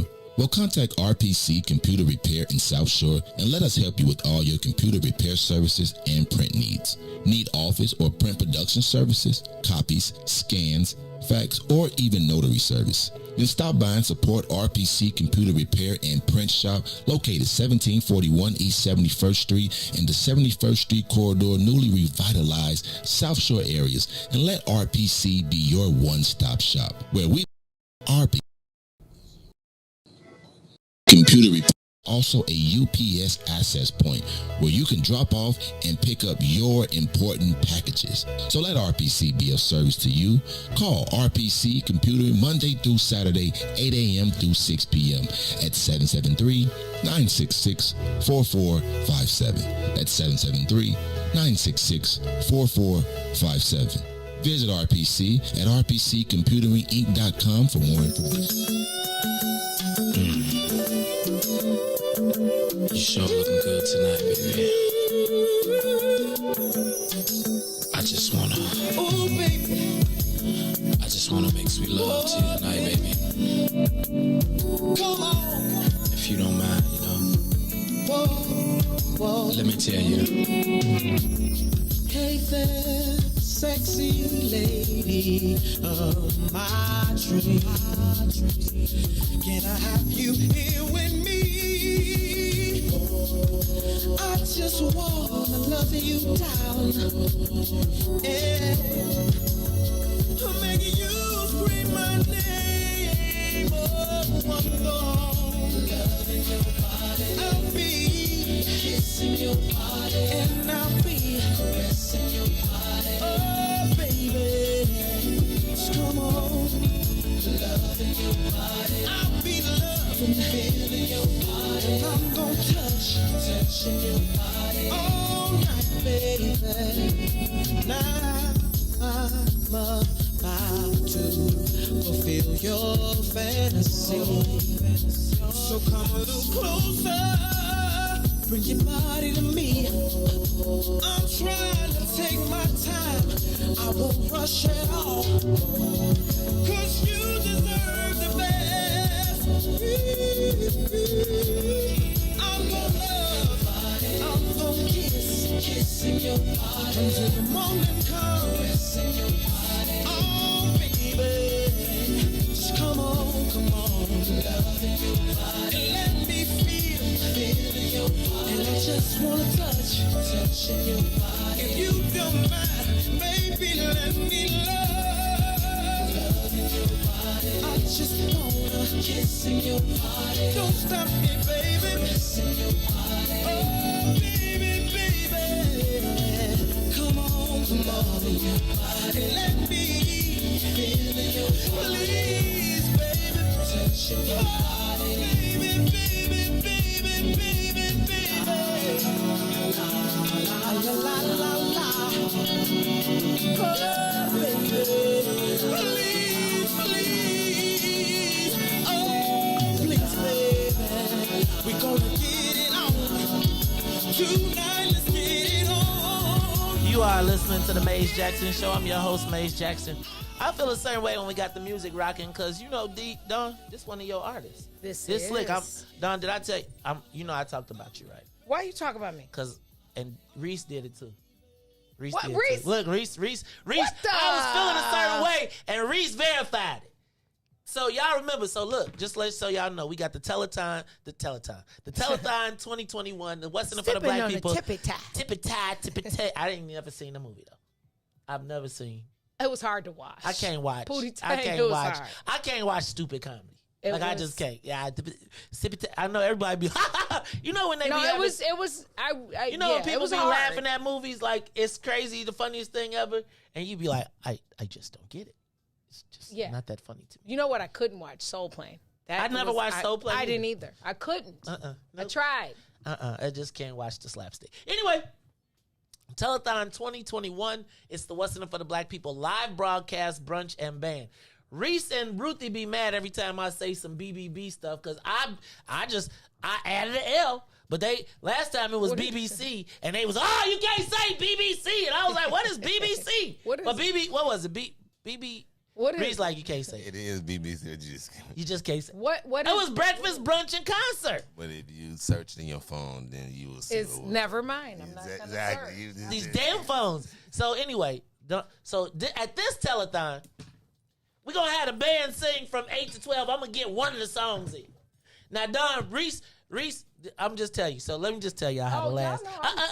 Let me tell y'all how it worked last time. So I was like, Don, we gotta have this big old concert. Hold on. Let me finish. Let me tell my story. Okay, and then I'll tell the real story. Look, I was like, Don, we need to have all the bands and all the music, and I want to be like Tom Joyner, and I want to be like and now introducing Maze Jackson and doing the band. I'm turning double dutch because I'm digging potatoes because the story is not correct, sir. So then I was like, where is the band? Where is the musicians? Donna was like, you told them too early. I walked out. So hold on. I get off the show, walk outside to take a breath. It's a line of artists. They out the door like, look, I went to my car. People was out. Could you tell me what time Dawn's show starts so that we could broadcast? I was like, Dad, I got one. Dawn put on. Look, how she gonna come to my joint and then outdo me? Look, everybody like, hey, yo, Maze, we was dancing all day long. I was like, oh, your face, G. You said, let me tell you, I love Miss Carrie. Miss Carrie, I saw Carrie 2 times pinch, not pinch. I have to say it like an old church lady. Pinch you on your. She grabbed him right here because he sat over on that high boy chair. Mind you, me and Carrie was already having communion wine, and this is Maze. You know how you love somebody, but you're so mad you just want to punch him, but your wife is sitting there with pinching your. But can I tell you the real story? Mm-hmm. Okay, that was the fake news. Oh, that was the fake news. Okay, I'm just telling you. Let me we an event. Mark Aguirre at TP. We got the band there. Me, Dawn, the outlet, say to Maze, sir, said person, tell me the plan for this anniversary show. Oh, we're going to do this, this, and this. I said, that night, I would like for my last show to be centered around music. I would like to do live music. He says, that's a good idea. Fast forward next day, he says, let's do a whole you dig. Okay, So the seed, amen, was planted when I said I wanted my show to have music. He said, next morning, he said, you know what I was thinking? Let's do WIIFTBP. Cool. He said, I said, what's the budget? He said this, that. It was supposed to be at TP or here. Then it went to the Woodlawn. Cool, because, you know, that was a blessing and it was a great spot. I tell the band, the call is 6 o'clock, which means y'all got to be there at butt crack early. And they're like, okay, you know we all got gigs the night before. Okay. Fair enough. I said to Chris, Miss Gal, I said, you be the MD. You be the music director. I'm going to give you the playbook. You send the text out. Okay. Because, you know, Chris is a gangster. If Chris asks, then they don't, there's no in the, Chris except for Dante. No. We got Dante. Yeah. We going to get Dante. Well, Dante doesn't overuse his voice. Okay. Yeah, he really does respect his. He's on Ofri. Yeah, he respects his voice. All right, and a lot of, he's really not, he's such an entrepreneur. He's like you. That ain't his lick ain't performing all over the city. But I don't know what Miss Gail told them. I just know that it went, and it was good, and they did sing in your show.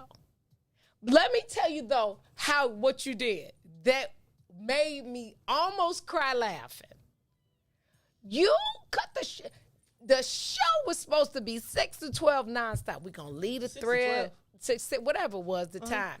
6 to, whenever we ended. What time? 6 to 10. 6 to 12, because I had to have come on. No, it was 11. I thought it was your show.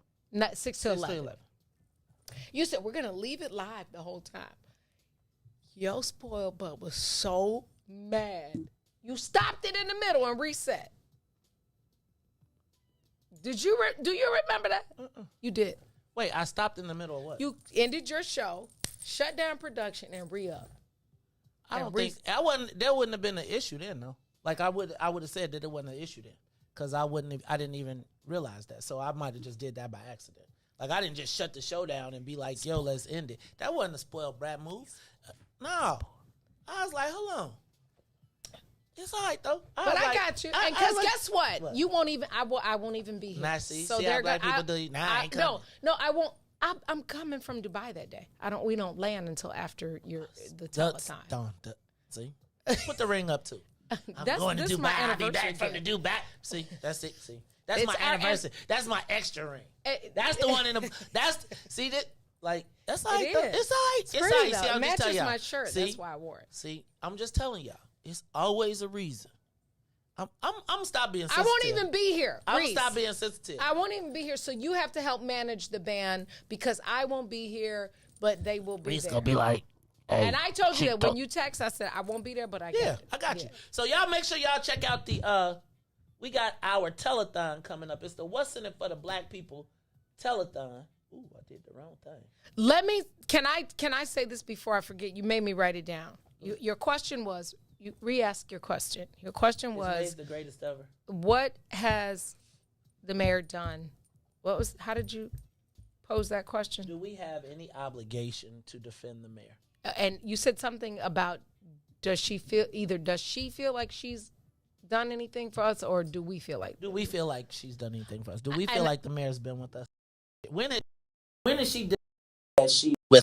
I'm gonna say the smoke and mirror of that broad question would be those programs like the music, like investing, the big picture that takes over the news when these people of color are present at Navy Pier and all this. I think that is the stuntery. Mm-hmm.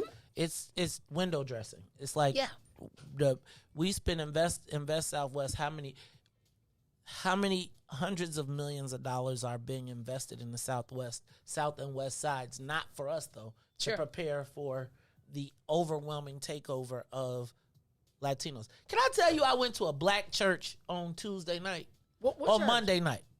Who had on the West service side. on a Monday? It was a Monday night, and I went to a black meeting. And as I was going into the black meeting, I was like, "Damn, it's a lot of cars here." So I was like, "Man, this meeting finna be off the chain." I was like. I went in and it was all Latinos playing basketball in a black church upstairs. I was hot, and we was meeting in the basement. I was like, no way. Man. You supposed to say way. When I say no way, you say way. See, this that young people stuff. That's the young people I just stuff. came from Alabama with the young people. With the young people, they be telling you all the stuff. So I'm just saying that I feel like, and as we were discussing our demise, they were dribbling the balls over our heads. And it's crazy to me because it's almost becoming a point where nothing that we have is not being integrated. And as it gets integrated, we get moved out. Is that what responsibility do we bear or shoulder to circumvent that? I think the challenge is because our disunity. You know why they're allowed to do that? Because we're bad. We fighting each other. I agree with that. Back to your loyalty. I got that.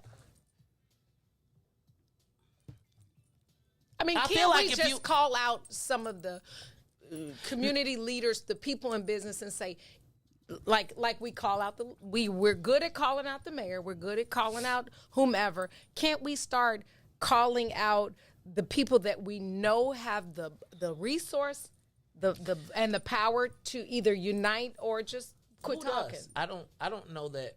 I was talking about this yesterday. I was thinking about, like, I was watching our community, and I feel like it goes back to when we were talking about the streets. Mm-hmm. There isn't organization in our community. Mm-hmm. And so it's very easy to pick us off or cordon us off. Mm-hmm. You got the rich black people who like, man, I'm through. I ain't messing with them because we spend more time protesting black people than we do white people sometimes. I don't think that we understand how an ecosystem works. So it's not possible to have a wink and a nod relationship with a black business person who has to protect his business but still can finance the movement, right? Mm-hmm. And we don't have those. There's no trust in our community, and I feel like there's no loyalty, right? And the lack of trust and loyalty, the lack of allegiance to anything, there's like not an allegiance to any bond that we don't feel is breakable, right? Like there are no unbreakable bonds that exist in our community anymore. And so the challenge for me with all the calling the people out is like you call them out and everybody else let you call them out, and then they sit back and be like, yo, and then everybody else be like, and then the rich person that you call out be like, okay, I'm going to help this person, help this person, help this person, I'm going to do. And my challenge is always that no matter who I help, it be like, what's in it for the black people is real, but as long as it ain't that nigga. Yeah, okay. And that's the again, and so when I see those moments, right, and I have to just take them as darts, right, it means something when, for instance, I connect somebody with somebody, and then I don't get denied in the process, right? Because what winds up happening all the time is the answer is, you know that Maze, he extreme, he crazy, he da-da-da-da-da-da-da. And then it allows the narrative to be continued by the people who I'm essentially putting the pressure on to help you. Sure. Right? And it's a weird space. And I don't know that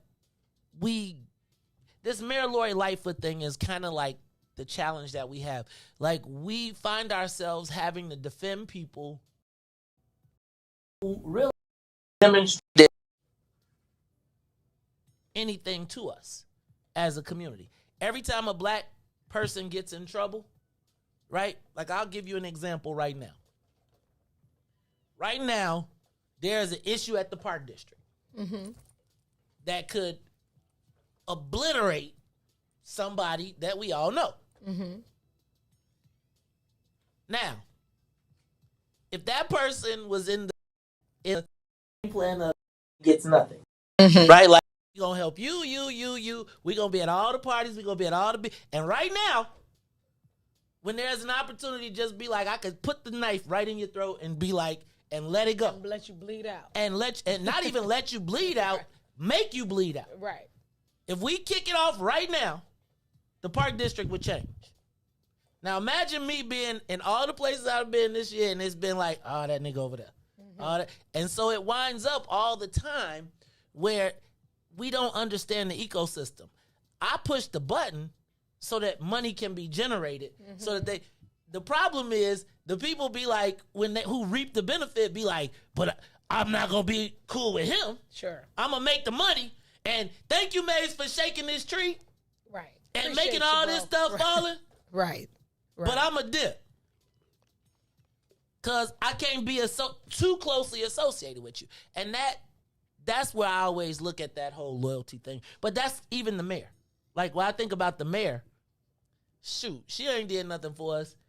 And I find myself even questioning, do we allow this white man to take her, to go at her? Because I feel like he can open the floodgates of white anger. And I think once you unleash that beast, and Lori makes it easy for them to unleash the beast, because we all sit back and be like, sorry that happened to you. But once they feel like they can start attacking black women without repercussion, then we have the whole Trump thing happening. Right. Again. Then it's exactly. And it's like, I hate being in these positions. Again, there's no benefit to protecting Lori as a black person, but I am concerned that the trickle-down effect becomes that these white guys become emboldened and because disrespect your wife, my wife, your sister, your mother. Exactly, because we think we're different. Yeah. She thinks she's different. All them white people have poured into her and said, John Catanzara, no shave, is the Proud Boys, and all of those boys like, bring that Negro. Yeah. Bring that negress to us. The wench. And if, just think about what would happen to her if this was 75 years ago. Yeah. Oh, toast. Like, regardless of her sundown town. Exactly. Like, you taking on the police. The Green Book. And so my question then becomes, do we have any loyalty to her? You know, I'm gonna go back. I'm gonna go back to my original statement. I personally, as a, watching that clip, hearing that clip, as a woman, right? I'm gonna start as a woman. I'm not gonna start as a black person. I'm gonna start as a woman. That was painful to be violent. Then you go to black. She absolutely has an obligation to. Does the mayor, as a black mayor, have an obligation to see Anjanette Young's pain? Absolutely. From the perspective of a black woman? Absolutely. Like, does she have an obligation to not be objective in that situation? She has an obligation as a woman, regardless of her orientation, sexual orientation. She has an obligation as a woman and as a black person. But it's two different obligations. They just happen to roll into one. She has an obligation, real talk, to everybody that elected her. But more importantly, she's a woman. She absolutely does, undeniably. And if she doesn't believe or know that, then there's a bigger issue.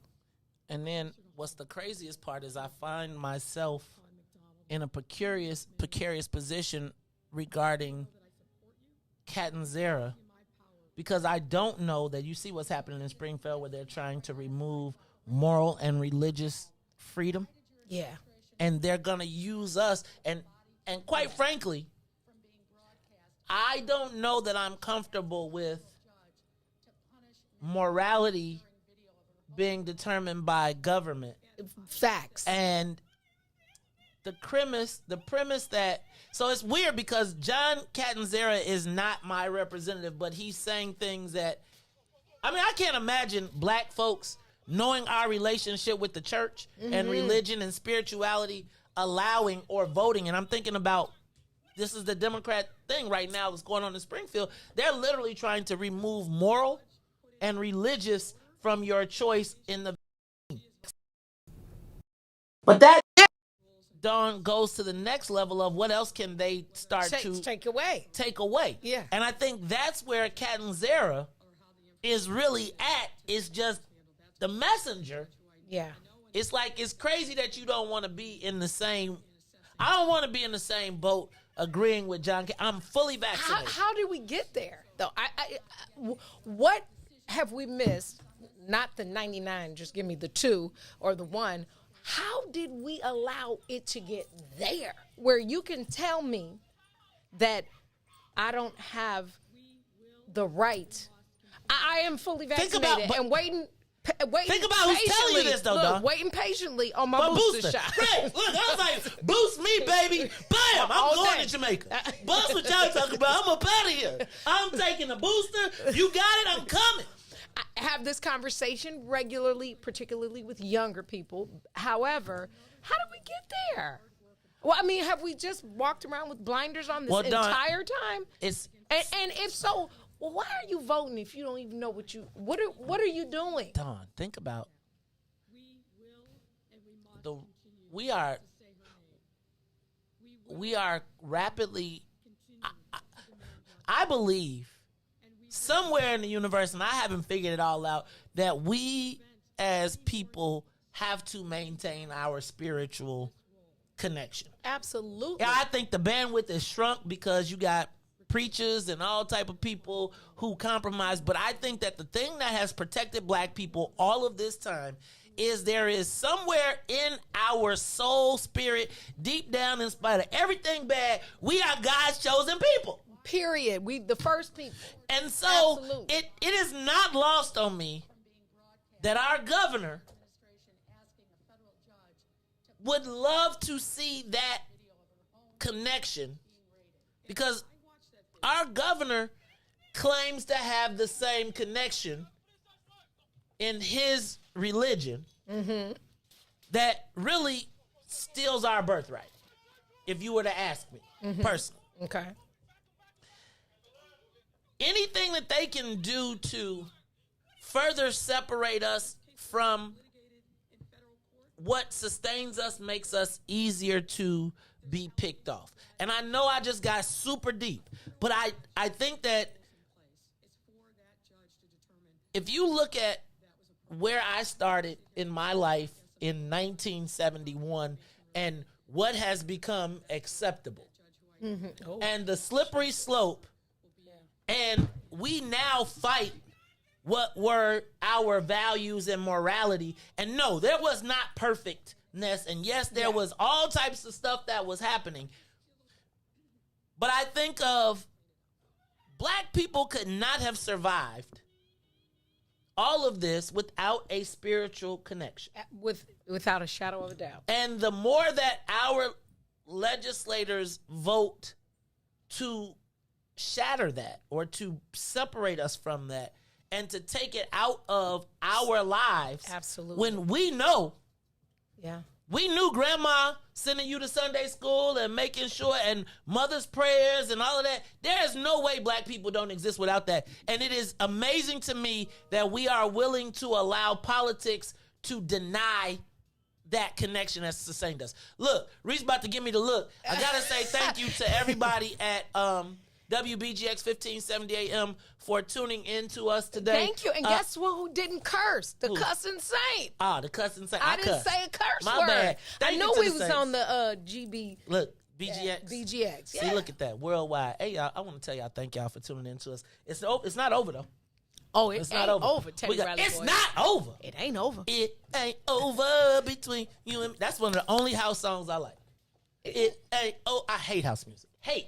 But you heard Riis Muhammad killed that house music at the thing. I hate house music. I like Riis Muhammad. Live house music is different. No, it's not. I don't count that as house music. I count that as disco. That's not house music. It ain't over. I like that. So I don't like that. You don't do the chosen few. I used to just to be seen. Okay. But then they was like, I got 2 scenes, so they was like, then they busted it all up because we used to be. Long story. Once again, remember when it used to be across Stony, in that little park. It was they call it Midway Plaisance. Yeah. I remember that. And I remember it, It's the French. Plaisance. Plaisance. Yes. And then I remember when it moved from there to the park. Yep. Because I actually was there the year, like me, Alderman Hairston. And once again. Do you remember how that middle Plaisance was real small? Oh, no. I remember when it changed. Like that You know what? blew up. Nobody, Don, I would tell you the story, but I remember when Alderman Leslie Hairston told them they had to move it, and we moved it to the park, and it became it was like the year it moved from over there in the Midway Plaisance to the next year, it went from boom to boom. Yeah. And then it became like huge, and it was like to be there in those first years, and we started the golf cart joints. Like I was the person that brought the golf carts, and then I remember one time, then they got mad. Then chose a few people was like, oh, he making money. I was like, I pay y'all. But like people had to carry their stuff. They was like, nah, man. Once again, black people being like, that ninja making money. Look, and I Reggie together, right? Can't we all just get along? Wasn't that a movie? Is that the right line? That's old boy. That's Reginald Denny after he got hit with the brick. Yeah, dang. Gina. I'm just saying, like, man, you know how many $1 million opportunities, and then they turned it into their own business, which I'm not. I'm not mad at that. I'm not. I'm just saying, don't cut me out. Say, cuz, hey, man, like black people. But there are some missed opportunities in there for other people to be a part of that money machine. You know what though? I'm gonna tell you. Sometimes I feel like people have parties just to tell people no. Like I feel like sometimes you have events, big, huge events, and the appeal of the big event is not how big it is, but the ability to reject people or the ability to a lot of times I think people things and for the ability to run it, even if it's for December on your schedule. I don't want to. That's the Millhouse Company Christmas 20th anniversary Christmas party. Put that. It's a day party. It's a Sunday. Okay, text it to me. Man, I was putting it in mind too. Okay, yeah. Oh, Riis do that. Please. Put it down. Write it down. See, I'm saying it on the air because I'm gonna forget. So I plugged up. Is she doing this? I had a party. I was trying to and then they saying it out. I'm inviting all the viewers. I'm inviting you and Riis. They just be like this. They be like, look, I'm just that man's gonna be there. Nah, we kick him to the curb. Because I got to tell you off air this incredible surprise that I'm working on. For don't. Look, it's gonna be like. Look, she probably gonna have Jay-Z. It's the Maze Jackson Show. We'll be back after these messages. Thanks to everybody at WBGX. Right back. That video.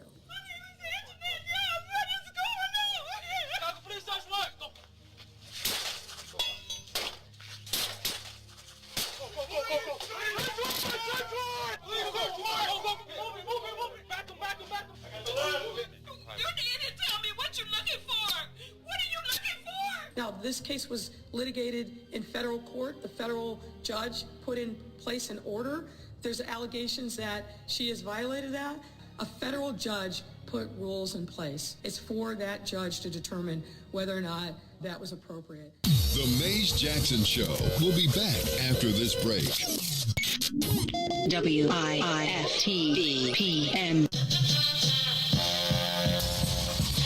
Let me ask a question. Do either that son or your grandson? Introducing your trusted source for high-quality Black emojis, better known as Blackmoji. We believe Black is beautiful, and that beauty should be reflected in the digital market. Now there is an app that does just that, starting with Black Greek letter organizations.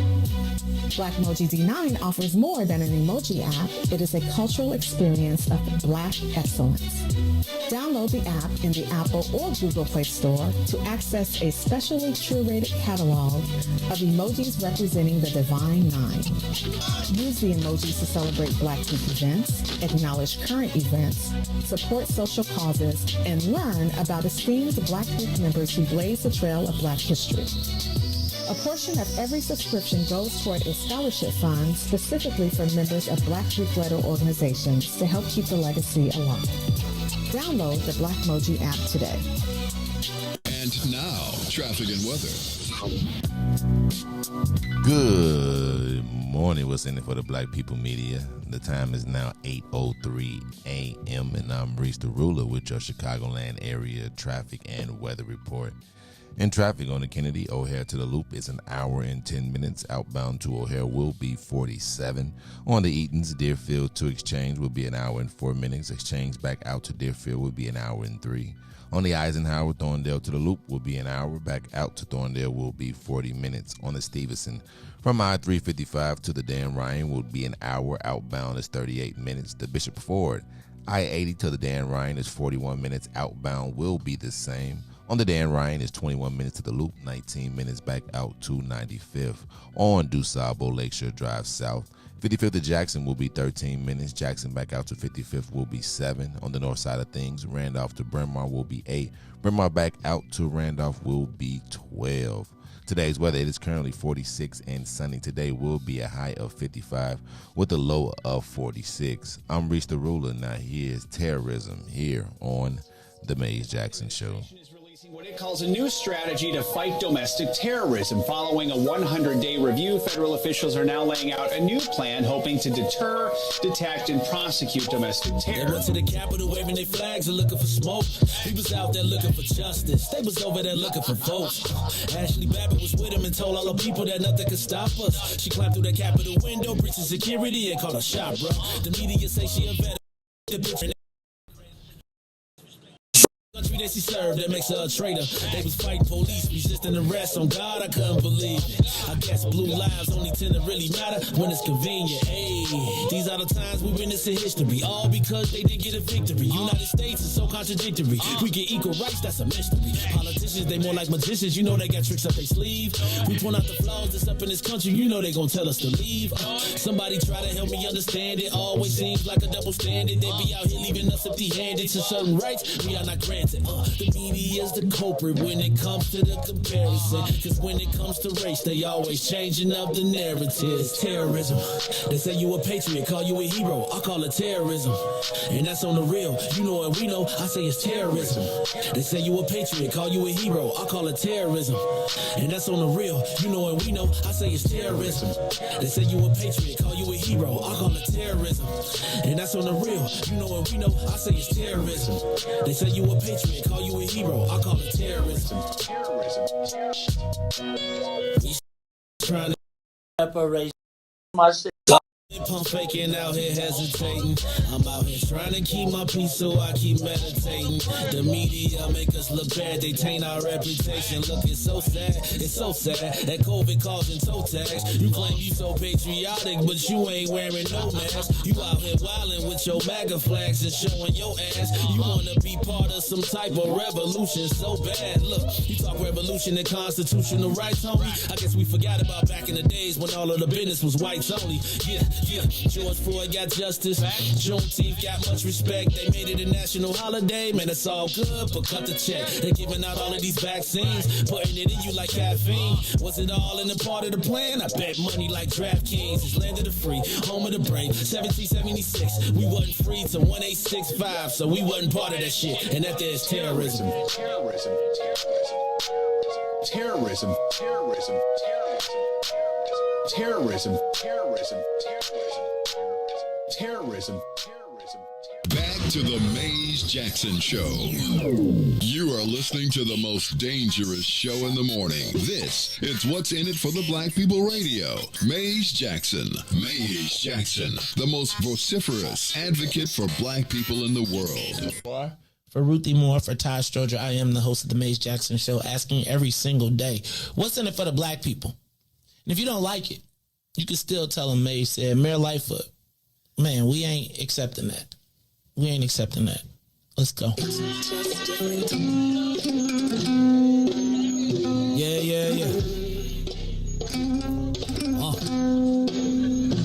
Let's get down down to business and go ahead and address the facts, man. Lightfoot seems more lesbian than black. Rahm Emanuel's another case. He was just as tired. 50 closed schools left much to be desired. Police had Anjanette naked on that body cam. They suppressed the footage so it couldn't touch a lot of hands. Reminds me of that 16 shots in that cover-up. Both of them similar, so I went and dug it up. George Floyd killed, a lot of riots happened in the town. Southside burned and they wouldn't let them bridges down. Grandmother sick, need a prescription and plus a couple groceries. You gon' have to travel just to get it now. COVID-19 out here shutting all the business down. Not enough SBA loans to even give around. So many failed businesses that you can put them in the pile. If you don't survive the pandemic, it's gon' sit you down. We sing, dance, play ball, entertain, and crack jokes. Government infested black neighborhoods with crack smoke. System that milked us so bad, we got lactose. Still trying to find out what's in it for us black folks. We sing, dance, play ball, entertain, and crack jokes. Government infested black neighborhoods with crack smoke. System that milked us so bad, we got lactose. Still trying to find out what's in it for us black folks. Shout out to Willie Wilson, hope one day you get to send it. We need some different players in the game to handle business. So many shady characters like Madigan and Blotto. But when you really break it down, it's typical Chicago. City full of gangsters, it's what the land was built on. Same streets with hood legends, DNA gets spilled on. Carjackers out here lurking, trying to get they steel on. Looking for a block to put them Hellcat wheels on. Lenders give bogus appraisals a red line. Car crackers out here getting minimal fair time. And up to seal carry, I stay with the pipe. But Illinois gun laws giving minimal rights. Stay up on the swivel, make sure I'm moving tight.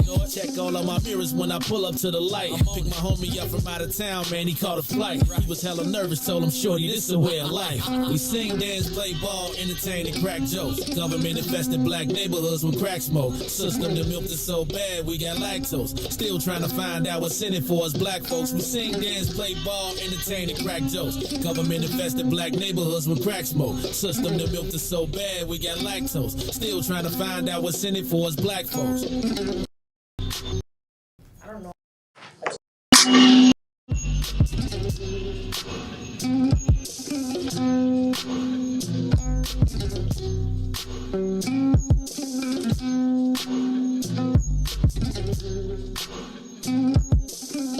Wake up, Chicago! Wake up, world. This is the Maze Jackson Show. I'm your host, Maze Jackson. Got my sitting in with me as my co-host is Miss Dawn Millhouse. Plus, in the back. Morning, I don't know if he why he actually woke up. You're awake? Because he was doing his sports, traffic, and weather. Yeah. It's DJ Riis, the ruler. Riis, why you down, man? You He's seem like down. You know What's why up, he's man? down? He's hold on. Let me tell you why you're down. I know, because I know this kid. He's still mad that he went to sleep. He's salty at himself still. Would you tell him it was okay to sleep? No. It was okay. No, I'm not telling you. He's over there mad at himself. Haircut yesterday. I gotta leave right out the head. Go get my haircut. I can cut your hair. Right. No, you gotta. Nah, Riis got his patch shape. You know how to line my patch up in the back too. Oh, you're talking about your my shag. your muff. What don't they call it a muff? No, that's not what they call a muff. A mullet. A mullet. A mullet. Yeah. You got a mullet. Oh, that's what they call it. That's what the white people call I it. thought it was when your joint be like this. No, a shag is what black people call it. A mullet is what white. Same I thought thing. the white people. So I grew up with a mullet was your hair was short on the sides, and then it was long in the back. Mullet is the black people shag. Yeah. I don't know. Okay, well we'll check y'all out. It's the Maze Jackson Show.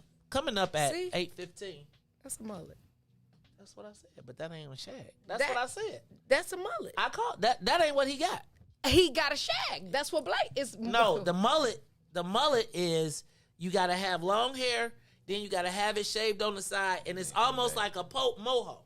Not from the 70s, Yeah, like it the is. Yeah, traditional. I grew up with white people. I know what a mullet is. From Bolingbrook. That's right. They had it on the wall at the barbershop. It wasn't at the barbershop. It was hair cuttery. It was. It was called hair cuttery. Did they have a hair cuttery back then? We did. You know, hair cuttery, and they had the block, the big letters. Yep, I know. Yeah, they still have them. Yeah. Yeah. I remember one time I got my hair cut at the hair cuttery. How'd that work out for you? It worked out pretty white.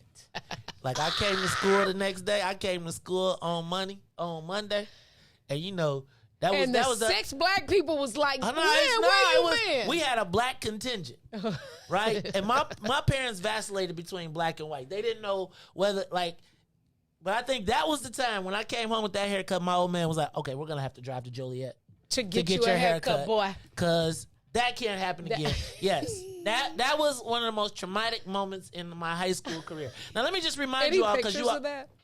There probably are. Probably. Because I got Don't some ask pictures me. of you in my phone that, Ooh. baby, I'm going to post one day. Okay. One day. With your pressing curl.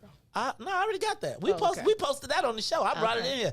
You can't have me. I am not ashamed. I have tried every hairstyle it is. Let me just do this real quick. Hey, shout out to everybody who kicked it with us last on October 6th. We're gonna have the last outdoor tailgate of the season at TP this Sunday, October 31st, from 10 a.m. to 5 p.m. That's right. We're gonna do that outside.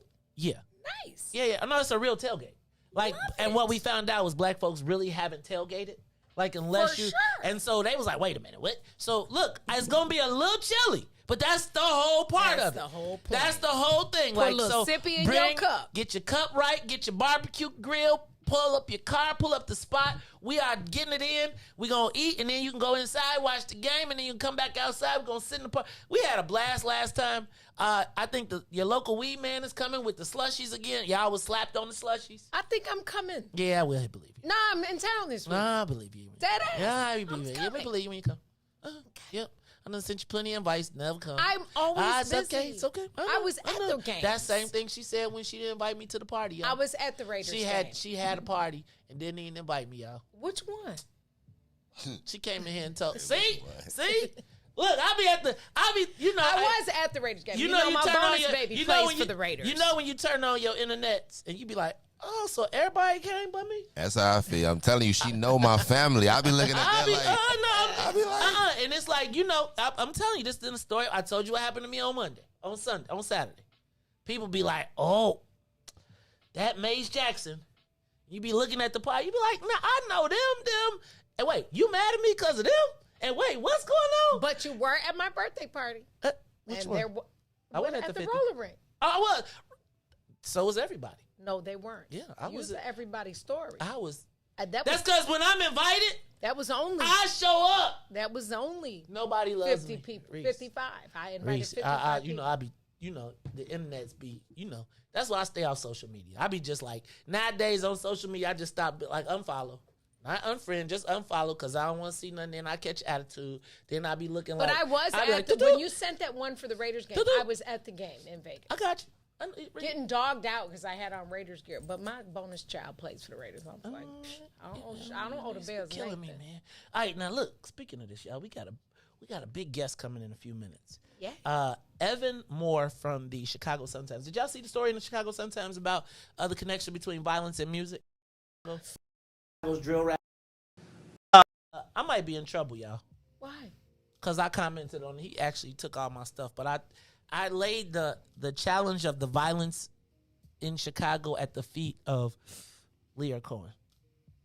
Did you? In the public, and then they called him and asked him about it. Well, why did you do that? Why did I leave his feet? Well, you think about Lear Cohen and where he's been in the industry and the trail of pain, blood, relationships in the black community that have been behind. Like, you think about it, when has he been an asset to us? Well. And so when you let's think go about from the money standpoint and the. But what was? Go ahead. There was opportunity. Does he bear the responsibility of all the music that he gave the opportunity to bring to the world? I would say that when because if he didn't put us on, then we'd be mad at him for that. I feel like it's effed up that we have to have. I think it's effed up that black people have to go to a white person, an Israeli, to put them on in our own industry. It is crazy to me that Lear Cohen started out as Russell Simmons' understudy. Sure. And eventually ended up with his company. That he then negotiated a sale for, of which Russell got none. And then moved on to YouTube Music, where he but decided that the best thing he could do with that platform was to highlight Chief Keef. Now, I'm not tripping. Mm-hmm. But Leo And if you look at the people that are in control of urban music across the country, they are white Jewish people. I struggle with that word. They're white Jewish people who have figured out a way to monetize our dysfunction. And what I suggested was that, no, he's not yes, he did not create those artists. The environment created those artists, but what he was wise enough to do was figure out a way to monetize it and then even monetize them in death. Okay, hold on. Pop, put a pin in that. Are you giving the same culpability then to Master P and to all of the Suge, to all the other Master P? There's a lot of people that are monetizing off the same kind of music. 50. The culture, I watch all the shows, but Master P would definitely fit that category, and I'm a Master P fan. I would say that the monetization of dysfunction has become a business model that was elevated, and that it was a business model that was elevated. I would argue that during Lear Cohen's time in Reign, him, Jimmy Iovine, and a variety of people were recognized that while Master P, Jay, all of those people that were getting those independent deals, it goes back to my premise of not being able to transfer your illicit wealth for black people into legitimate wealth. So if you take Master P 20 years ago and then you take Master P now, you look at what Master P is doing in the black community now compared to, right? And he's not monetizing death. As a matter of fact, he's now elevating, etc. If you give us the opportunity to elevate, right? So again, if you we all start with an issue. Okay. Like I would say that most black folks got there's dysfunction in our community, and it takes you seeing non-dysfunction to then say, okay, we're going to do something different. Oh, well, and then, but you are the exception. You're in the few percentage that can even if you've only ever lived in dysfunction, how can you even take notice of somebody that is not operating in dysfunction? So when I think that it's exposure and you realize that the stuff that you're doing ain't the way it's supposed to go. And I think you see it. I think you've seen it in Jay. I think you've seen it in Master P. I think you've seen it in almost all of the people that were able to hold on to a portion of that wealth that they got when we had the very control, when they could only distribute. And there was a point in which the white boys was like, we got to get back in control of our Negroes, right? Yeah. That's when they go to Jay and say, why don't you be the president of our iconic brand and stop building this thing on that you got, right, with these brothers, right. And I'm going to give you here. Right. And who turns down Def Jam? Understanding the history of what Def Jam means to rap and the history. To black people. Right. Yeah. And so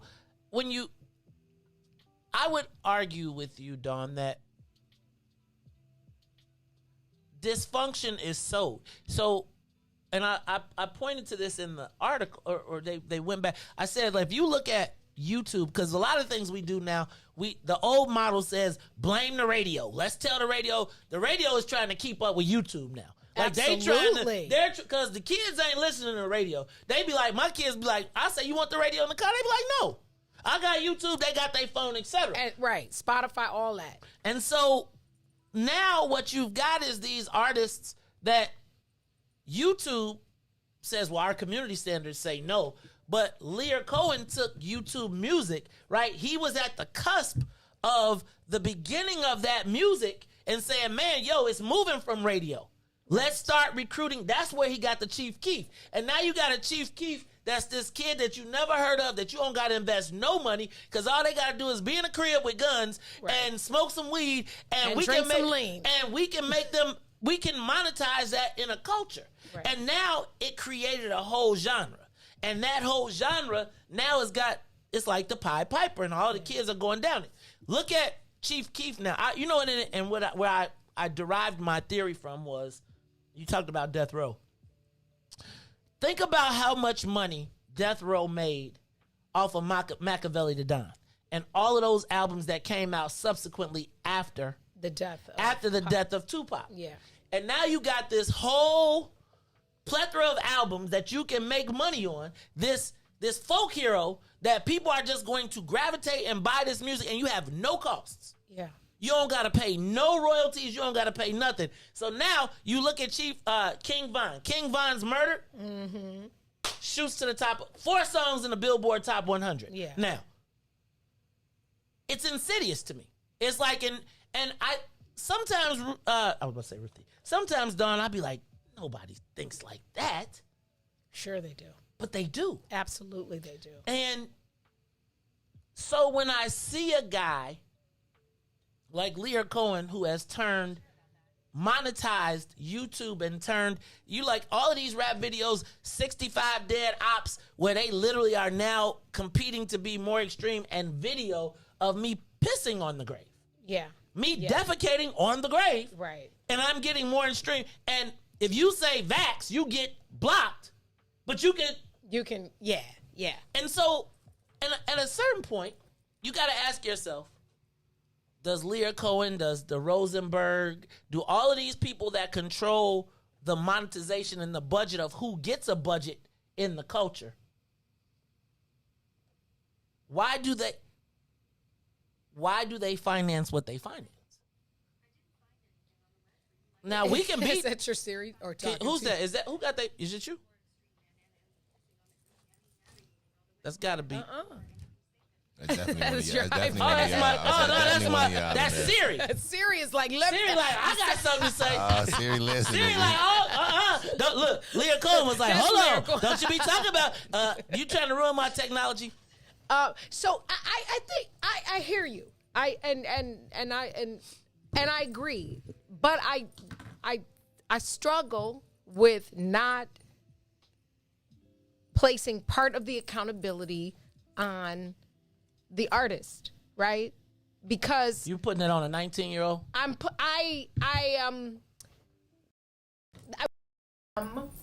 accountable. Just like I want to learn the concept of real loyalty. If that is your life, which for most of them it actually isn't. I disagree. Listen, can I tell you something? Go ahead. Full disclosure. I have a nephew who Kylie's cousin. Mm-hmm. Speaking of Kylie, who yes. Did we coordinate? I gotta get my son. Yes. No, that too. Oh, okay. My son need to. Prom coming up. Yes. Go ahead. That would be great. Go ahead. Actually, I'm telling you, he gonna get the Porsche too. They live in Inglewood, but he never lived that life. I'm gonna show you his Instagram. I just look at it. I'm like, who is dude?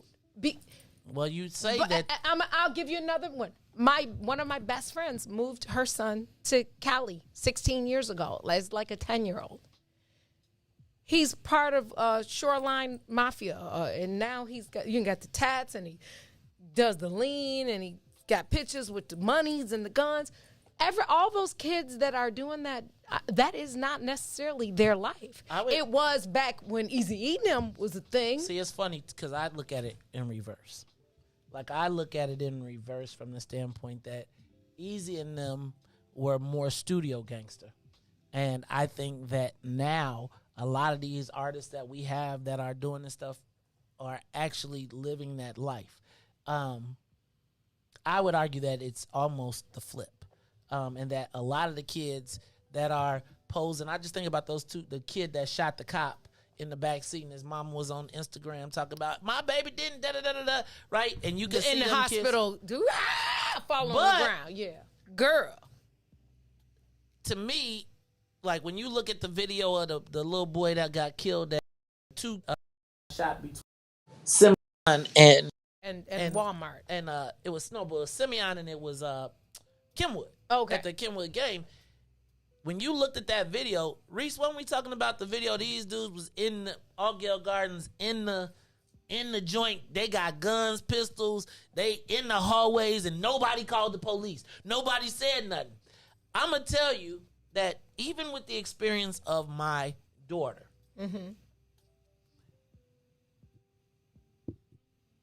I have come to recognize that whereas we talked about a lot of stuff and maybe there was some truth mixed in there, you're finding more and more that is real. Riis, let me ask you a question. You think that the drillers are faking or are they real? It's real. And that's the reason why it's really real. And that's the reason why, like, when they say that. Are you saying it's real across the board? Some there's truth in it, but not all of them. In Chicago right now, I believe that right now, because like, this is home of the drill, I believe that it's real. Like, they really are living that life. That's why when they be saying stuff, I be really asking why nobody is out there trying to figure out why these kids at this age are living a life like that. You know, like, why they out there? Of course, man, you know, like I said, man, it's really real. Like, they can't. Was wrapping up stuff that he was actually doing. But there's like the 20/80 rule there. I know, because I know some that's not their life. I don't know. I'm telling you. I'm gonna tell you. I can't.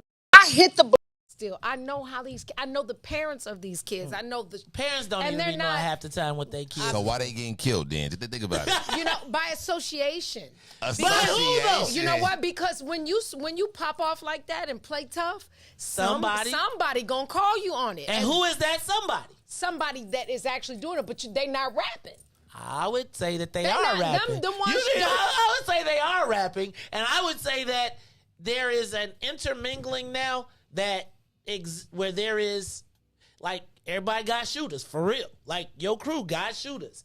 Like, cause I ain't even gonna lie, Tupac was a talker. You're talking about Tupac right now. Don, he didn't live the life. He was just a talker. And I'm telling you now, as Maze Jackson, who I ain't in the streets like that. Thank you, James Matthews. All these shorties ain't real. I'm telling you. They're not real boxers, right? They're not real from the standpoint that we talk about. I feel like a lot of these shorties where if it was like, I'm about to beat your butt outside after school, they not doing that. So when you say they're not real, yeah, they ain't real. They ain't finna square up with you. But if they think somebody finna do something, we just saw these dudes shoot at the door of kids coming into school. All I'm suggesting is, if you talking about the dudes on O Block, if you talking about FGBs and all of them, we got dead bodies over these same exact videos. But that's the 20%. The 80 are not real. But the 20% is driving the highest murder rates in city. And all you need is 20%. If you got Chucks, if you got 20%. 20% dropped into a group of non-violent people, that's huge. 1/5 of 1 out of 5 people is a shooter. That's a big deal. Fair enough. That point I'll take, but I'm gonna have to channel my inner Ruthie. All of them are not. Maybe that's not not all there. of them. Like, you know what I'm saying? Like, some of them say it's something a whole like lot of fakers. They mimicking. Like, Little Baby said that like he ain't never did nothing, like he don't want to get tattooed. His stuff just rap. When you look at the baby, he really do what he has cases. He got famous literally off shooting somebody in Walmart. You know what I'm saying? Like, he really does. That was how he came. And that's the people we're talking about. We ain't talking about the 80% of fakers. We talk about the mugs that's driving the violence. And I just gotta ask you. So I'm gonna tell you like this though. If I gotta pick up, right, I can get a whole log of 10 and you dead and I ain't gotta deal with none of you. The media might forever, right? If I ain't gotta deal with the people, but I got all the product. And I got all the shows. And the profit. And I get the profits. Yeah. And I hit your mom with 10 stacks because she think 10 stacks is a lot of money. Right. That's a scratch off. Yep. Look, I need 10 albums and videos in the can. Right, you're going to do 8 million views off of that? And I'm going to get 10 cents off of every view? All right, I'll take it. Right. You dead. Yeah. And I'm saying because that's perpetuity. And it's like, and I own it. Yeah. Because who has the rights to your page when you're dead? You think YouTube can't get your password? Your mama can't. Right, but YouTube already. YouTube already hacked their damn self to get your joint. Yeah. Now all of a sudden, Now all of a sudden we see a new. I mean, didn't we just see a new King Von video or something? Like, didn't they just release an album? I seen Happy Birthday all over the place, right? I mean, I've seen billboards lately or something. I have seen a billboard. Happy Birthday downtown. I have seen it right off when you hit the corner. So now my question is, who put that up and why? Who financed that billboard and why? Because it's still making money. Yeah. And I'm saying he's a YouTube music artist. I mean, he got OTF, but I just think y'all got to be paying attention because I don't think that black folks intentionally plot to kill each other. But I think if you show, like Riis and them say, if they gave you the bag and said, hey, man, I just need you to go make a video. What, you going to not make the video? Right. 64 day ops, you not going to make it? I'll make it. But they be telling they tell it's the truth. Like, I want you to understand that, Don. Like, like maybe not all of them, but the ones that are mainstream, like Lil Durk, all the FBG boys, all them, they are really game banging. Like, Little Durk can't even stay here. He performs here and he leaves. Like, that is that serious. Because I agree, but I'm not gonna. I'm gonna speak again for everyone that's real. Right, not everyone. It's 14 that aren't. Right, like 6ix9ine Tekashi. I don't believe he's real. You know, like, I don't believe he's real, but he's instigated. He's not gonna throw Rice at a wedding. Let's be clear. But he's got them but fools there are around him, Mike. But the hanger, that's always the case. It's Smurley. always the case. Look at Ray Lewis. It ain't never the artist that did it. Yeah. It's always the people that's proven to the artist that, and if your crew is shooters, like, you get points for that. Yeah. Just like we had barbers. Yeah. Like, your job was to be the barber. Your job was to get the tailor. They got a guy. Your job is the shooter. And usually the shooter, according to my source, says is a little off. Yeah. Got a little. He's expendable. He's expendable. But he'll shoot the whole block up. Yeah. Damn fool. Exactly. It's the Maze Jackson Show. When we come back, I'm glad you're here, Don, because I am too. I gotta tell you. Yeah, you do. Not a TP. Don't say it like that, though. Look, not a TP. Do I have time to use the ladies' room? Yes, you do. Check this out, though. When we come back, I want to continue this conversation. Look, y'all done ticked me off on internet now. I told the AKs and about Amanda Seals wearing the thing, but it's a lot of non-Greek, Black Greek letter organization people talking all type of craziness. Y'all are disrespecting Black history. Like, I want to talk about this, and I want to tell Issa Rae, wannabe ass, we knew you was in the mirror 20 years ago, standing in the mirror talking about you as a pretty girl, and now you mad because you got voted out. Now you big, so you getting your revenge. Hey, I'm about to hurt some feelings in a minute.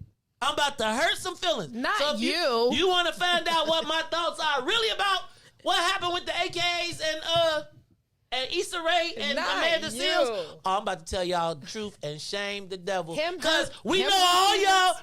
Check it out. Hey, Riis. Him hurt feelings? When Riis like, I'm not in this. But Riis, check this out real quick. You remember Black Greek Organization, right? Riis. Are you? Of course. Oh, are you RQQ? Oh, God. I'm the oldest and the coldest. Come on, Don. Oh, what's that, the Kappas? Oh, my good Don. Y'all know the coldest is the Sigma, so let's be clear. Okay. The oldest is, the alphas. But, Riis, check this out, man. Me and you, we know that even though you went to a directional school, I'm sure you experienced it. Shots fired. The Black Greek community pretty much controls college life for Black students. I would say I agree. At college campuses. And I'm not going to say everybody wants to be a member, but I will say that a lot of people deep down in their minds or in their hearts was in their mirror, stepping around their room with their friends, doing the walks and the steps and the chants of all their favorite people. You laughing. I'm just saying I wasn't that girl. Right, but I mean, that's you. Yeah. But Issa Rae, hey sis, you wrote a whole storyline about Alpha Kappa Alpha in your story that really you could have just been like, we going to a party. Right. And what she exemplified was the role that Black Greek life plays, particularly at predominantly white institutions. And so we're going to talk about it when we come back, because my daughter went to a predominantly white institution and pledged Alpha Chi Omega. And there's people that do that. We're going to talk about it all when we come back. It's the Maze Jackson Show. The Maze Jackson Show will be back after this break. WIIFTBP. What's up, everybody? It's the green side of things. It's your man Sadiq. And Cassiopeia. And we need you to like, comment, and share. We need you to do it right now and join us at our new day and time, Wednesdays from 1 to 3 p.m. on What's in It for the Black People Media. Oh, man. They done messed around and gave New Era Chicago their own radio show. What they do that for? You done messed up! So what we doing, bro? Man, we talk about power. Did you say power? Not rights and equality, but power. We ain't begging, we building. In that order, Chicago, and we got dope segments. Hey, yo, sis, holla at them. Peace and love, family. It's Sister E of New Chicago. And ballistic, good for the mind, body, and the soul. Let's get it, family. And this your boy D Cook coming with straight facts. If you don't know, now you know. And this is your other sister, Omo Oya Music, coming in peace, love, and light, getting real with my people so we can quit with the bull spit. And this brother E, and I'm gonna wrap it up with the power surge. Listen, it's going down every Wednesday night, 5 to 6 p.m. Tell a friend to tell a friend. It's the Black Power Hour, New Era Chicago Radio on What's in It for the Black People Media.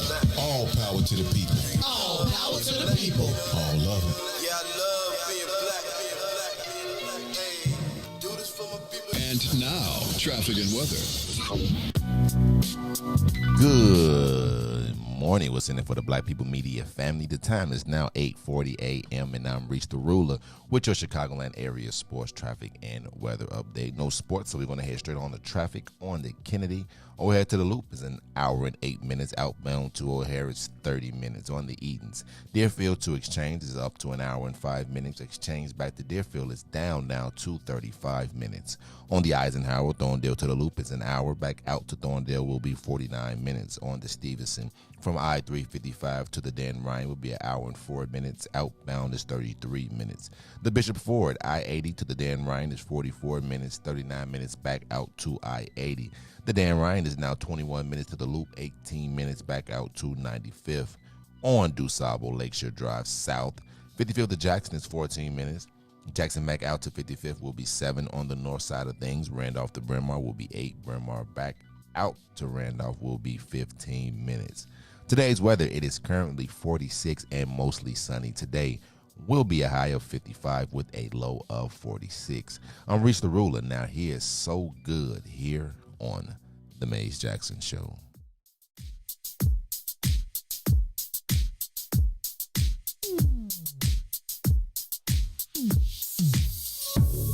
I don't know what you did, but you did it right. Girl, you make it look so easy. Everywhere you go, heads turning left and right. Can't say you a dime, you're a 20 piece. Cause girl, you're the reason I be acting funny. Everything in me telling me don't let you get away. And all the guys looking like they wanna love you. Every day I'm your body, got not over my dead body. Why you gotta look so good? Why you gotta look so good? Why you gotta look so good? With your hair done, nails done, when you put that grown on, why you gotta look so good? With your hair done, nails done, when you put that grown on, girl, why you gotta look so good? I can look and see you're not an average chick. You're shutting it down everywhere you go. Girl, I want you as bad as I wanna check. Cause you're sexy from head to toe. Girl, you're the reason I be acting funny. Everything in me telling me all that you get away. And all the guys looking like they wanna love you. Every day I'm your body, got not over my dead body. Why you gotta look so good? Why you gotta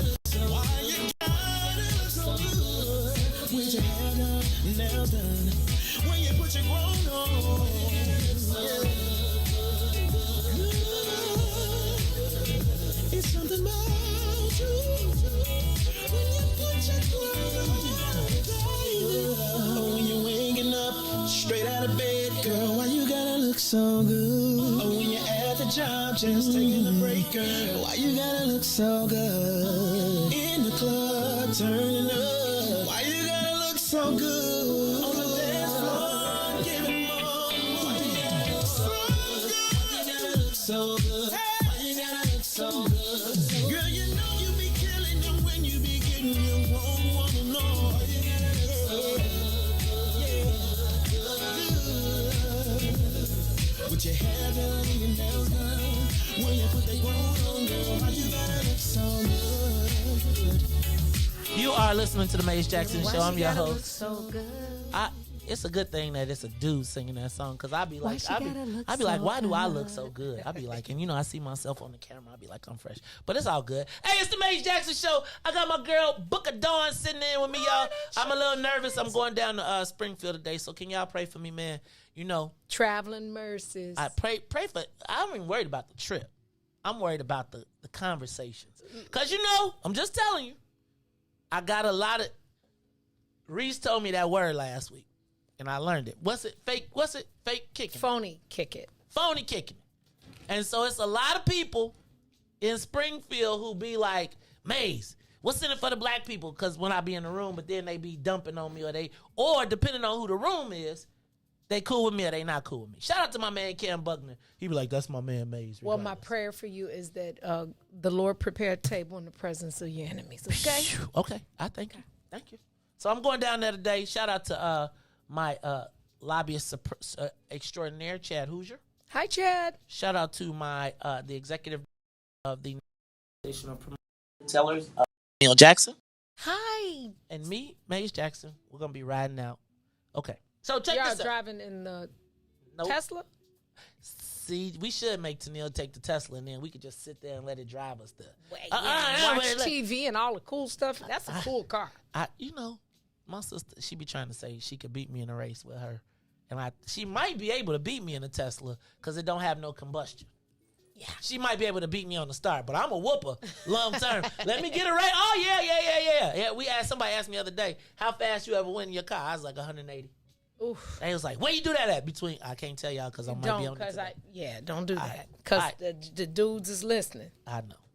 All right. Dawn. Talk to me about this because I see it from a different perspective. Okay. So I'm going to do it right here. The line is busy, Riis, they saying? I don't know if the line is busy or not, but check this out. The disrespect to Black history. So yesterday we talked about Amanda Seales and the episode of Insecure. Okay. Which Amanda Seales initially she wore pink and green. Right. Which I feel like everybody who got it, what she was supposed to be. Right. Pink and green being the colors of AKA, right? Alpha Kappa Alpha. And throughout the episode, they were showing her. And then in the final scene, they showed her with the actual letters on. Alpha Kappa Alpha. Okay. There was uproar in the Black Greek letter organization world. And can I just do this? Because I really don't need to be. Why y'all still calling yourself Greek and blah, blah, blah. Look, we know we're going to use Black Greek not because we think we're Greek. It is Are people saying people that? Say dumb stuff. Like I'm telling you, it like some days when you be woke, surely like when you are when you be so woke that you just can't get through it. Like I'm telling you, people like, why are you all still calling yourselves Black Greeks? Come on. Black Greek, we are a part of organizations that have Black Greek letters as our whatever. Why you still call yours? Let me stop. Sheesh. Okay, those are the arguments that drive me nuts. Right, when we get into the, like, I could be as black as I am every day, fight for you every day, and you think I actually think I'm Greek? Come on down, right, dog. Stop it. Stop it. Right. Okay.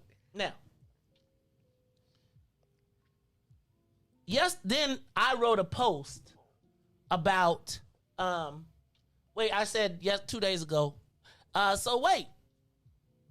we're mad about a black woman acting like an AKA, but we're not mad about an AKA acting like a black woman. Speaking of Kamala Harris. And I really didn't mean it, but I meant it because I just thought it was funny. Right? And I feel like one of the things that has happened. And you said that. You put a disclaimer in I did post. I put it, but here's my thing.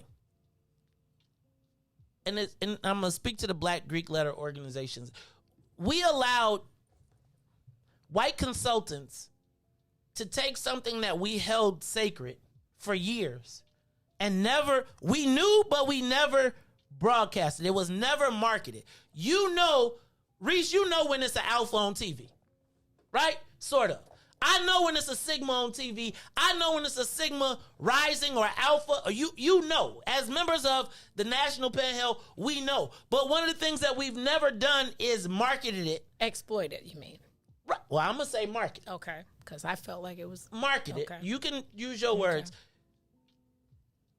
By white consultants who were desperate to convince a unconvinced black electorate. And the status that Alpha Kappa Alpha holds in the realm of blackness is unquestioned. Absolutely. That's why when they have a line, it's 200 girls that are always standing up trying to be, we is at U of I. So regardless of your opinion on Black Greek letter organizations, you must recognize our place in history. Almost every great accomplished person that has done something for black folks has been connected to a Black Greek letter organization, because service, as much as we talk all the gangbang and blah, blah, blah, blah, blah, is the core of why we exist. We were birthed and built because of oppression on our campuses. Okay. Now, let me tell you. On most campuses, on most predominantly white campuses, the Black Greek letter organizations control black social life. They do. Because they are institutions and they have been part of the administration for years. That's why while they are on black campuses, I feel like Black Greek letter organizations are held at a level of esteem on college campuses. Even if you ain't trying to be one,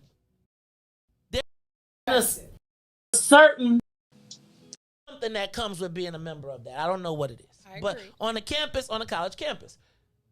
And if you're on a college campus and you know, then you know how sacred those letters are, regardless of the process. I'm an old school dude, so I pledged for 10 weeks. I feel like but regardless of your process, there is a process that comes with those letters that only the people who have them understand. To watch Issa Rae put those letters on Amanda Seals and play as if she didn't know what those letters meant or the reaction that it would cause shows a tremendous, in my estimation, lack of respect for black history. Now, you cannot like the Black Greek letter organizations, but you cannot deny our role in history. You can't. You cannot. And so at the point in which you know about them, and she obviously knew something because she wrote it into we didn't have to have no AKA nothing. You could have said, we going to the party. You could have said, we going to the National Pen Hill party. It was specific to AKA because I'm going to tell you why. Because she thought it was going to get us some points. Like, she didn't write them in like they dissed them in. Part of, ooh. And quite I know what it's like to see your letters on TV and be excited, but I also know that the first thing I ask is he a Sigma? And if it is, well, I've never seen nobody do it because I think everybody knows well enough to know. Black folks know it just ain't cool. And I recognize all the people that think, oh, it was just acting. But it wasn't. She knew what she was doing. And I think that the challenge that we have is that, and I'm going to point this out, is that we allowed our sacred privacy to be marketed in a political space, and then you allow people to get confused. Oh, so it's okay. Pump it up and we all. Because remember, every time we talked about it, every time you talk to a Sigma or any Black Greek letter organization, they'll tell you, we not political. We can't endorse no candidates. Right? And we saw what happened. I'm going to throw the ball to you. Let me say this as a non-affiliate and the mother of a Alpha Chi Omega. I don't which know. is very different. Okay. I went to the University of Arkansas my first year. Definitely, if I was that interested in pledging, AKA for sure would have been my thing, because at the time they said that's what all the pretty girls do, but I didn't do it. Still wouldn't. If I went to college again, I wouldn't do it. I think I'm a little bit confused because after digging deep yesterday, having this conversation, apparently this character has, since 2016, since season 1, had like a mug with the Greek letters on it, and there's been no outrage. And so I would like to verify that first, because if in fact since 2016 in season 1 she's been doing this, why now is it a thing? So I can't speak to that, but what I will tell you is that if you are wearing my letters, I don't know what's on the table, but if I see you wearing my letters, knowing everything that's behind them, everything that when I was on the burning sands and went through everything else to get to, and you got them on, we got a problem. Now, what's so funny is, though, people were so willing to disrespect that sorority in that space, but y'all would have straightened y'all hat up. I bet you wouldn't be breaking your hat. I bet you wouldn't be wearing no crack 5 hat. Right. You respect let me back up. And then to watch Issa Rae's response of, whoa, I've offended you.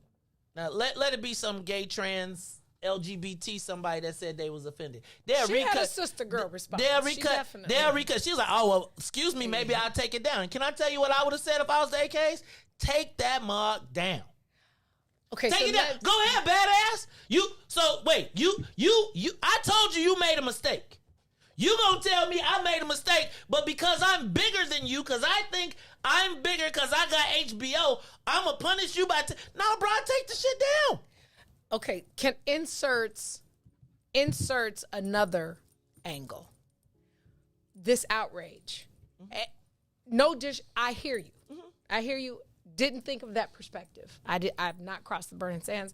That's a thing, and it's something that I wasn't willing to do. Right. So I understand that bond, right, and the pride and what goes into it, and you can't just false flagging at that point. Okay.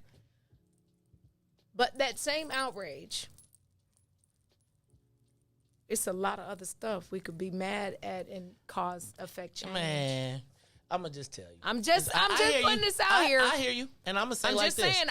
I think I'm gonna say this. I think that once again, straight lack of understanding or knowledge. I would tell you that there's probably no black groups that do more service that you can touch, you can see to our community than Black Greek letter organizations, all of them. I would agree. And so when you say, like, we have national programs, we have national things that we tackle. And so to say, it's all these other things. I'm talking about just this outrage. I'm not talking about the whole. But this outrage is still like, we do all of these things under this banner. We do all of these things of service, etc., under this banner that you telling me why you ain't doing something more. Well, I'm telling you, we got a whole national list of programs that we do underneath this banner all the time, every day. If you go to chapter meeting, if you are an active member of your organization, it's key operative word. That's not yours to judge.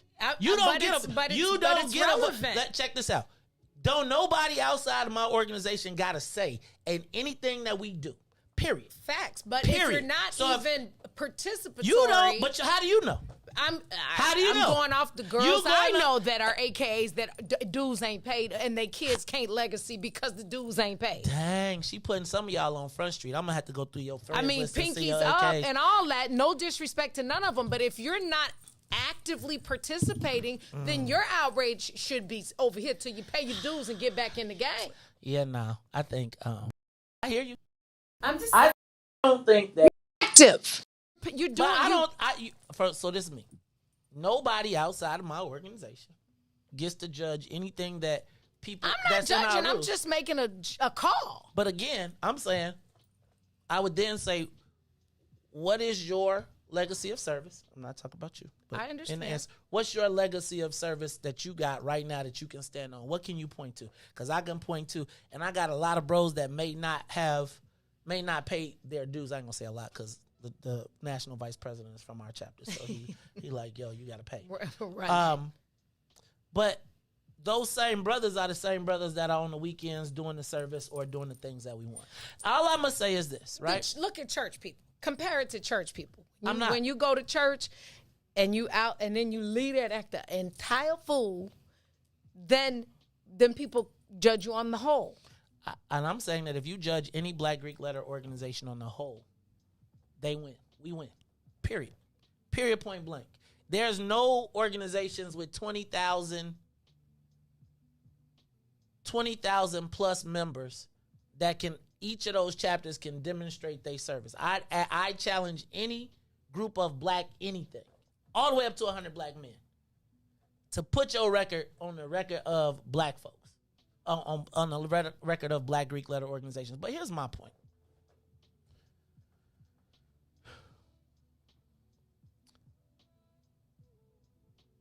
We should respect our own history and our own legacies. And we find the quickest ways to tear down our own legacy. Like, you really can't. I think we look forward to the destruction of our institutions or looking for that aha got you moment so bad that we tarnish our own legacies. I think of all of the members of all of the people throughout this thing, and I would just say to the AKs who ain't paid y'all dues, that Dawn know I'm about to go through her phone list, and y'all need to get on top of that. But I do think it's crazy to me that even if we don't have really the NAACP anymore, we really don't have the Urban League anymore, we don't really have institutions, Black institutions anymore, and left up to us, we'll destroy.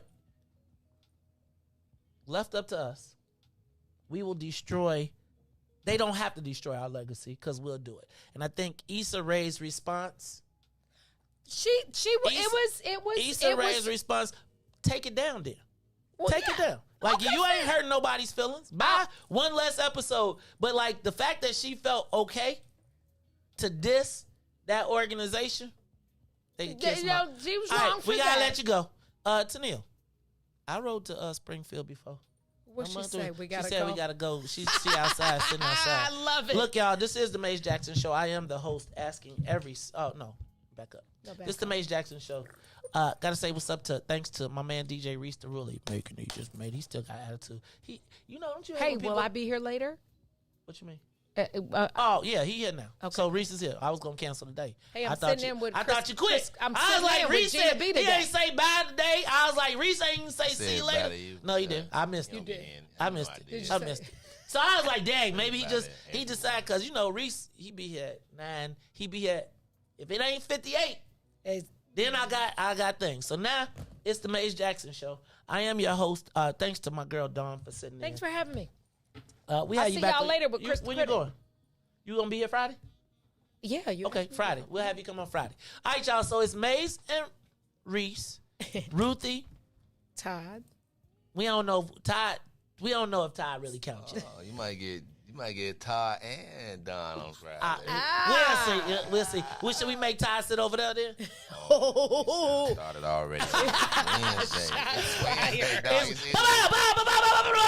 Todd already got jokes every time he see me. Todd, okay. Look, y'all, this is the Maze Jackson Show. I'm your host, Maze Jackson, with DJ Riis the Ruler, my girl Dawn Millhouse, Ruthie Moore, who'll be here tomorrow, and maybe Todd when he comes back one of these days, asking every single day, what's in it for the Black people? And if you don't like it, you can still tell them.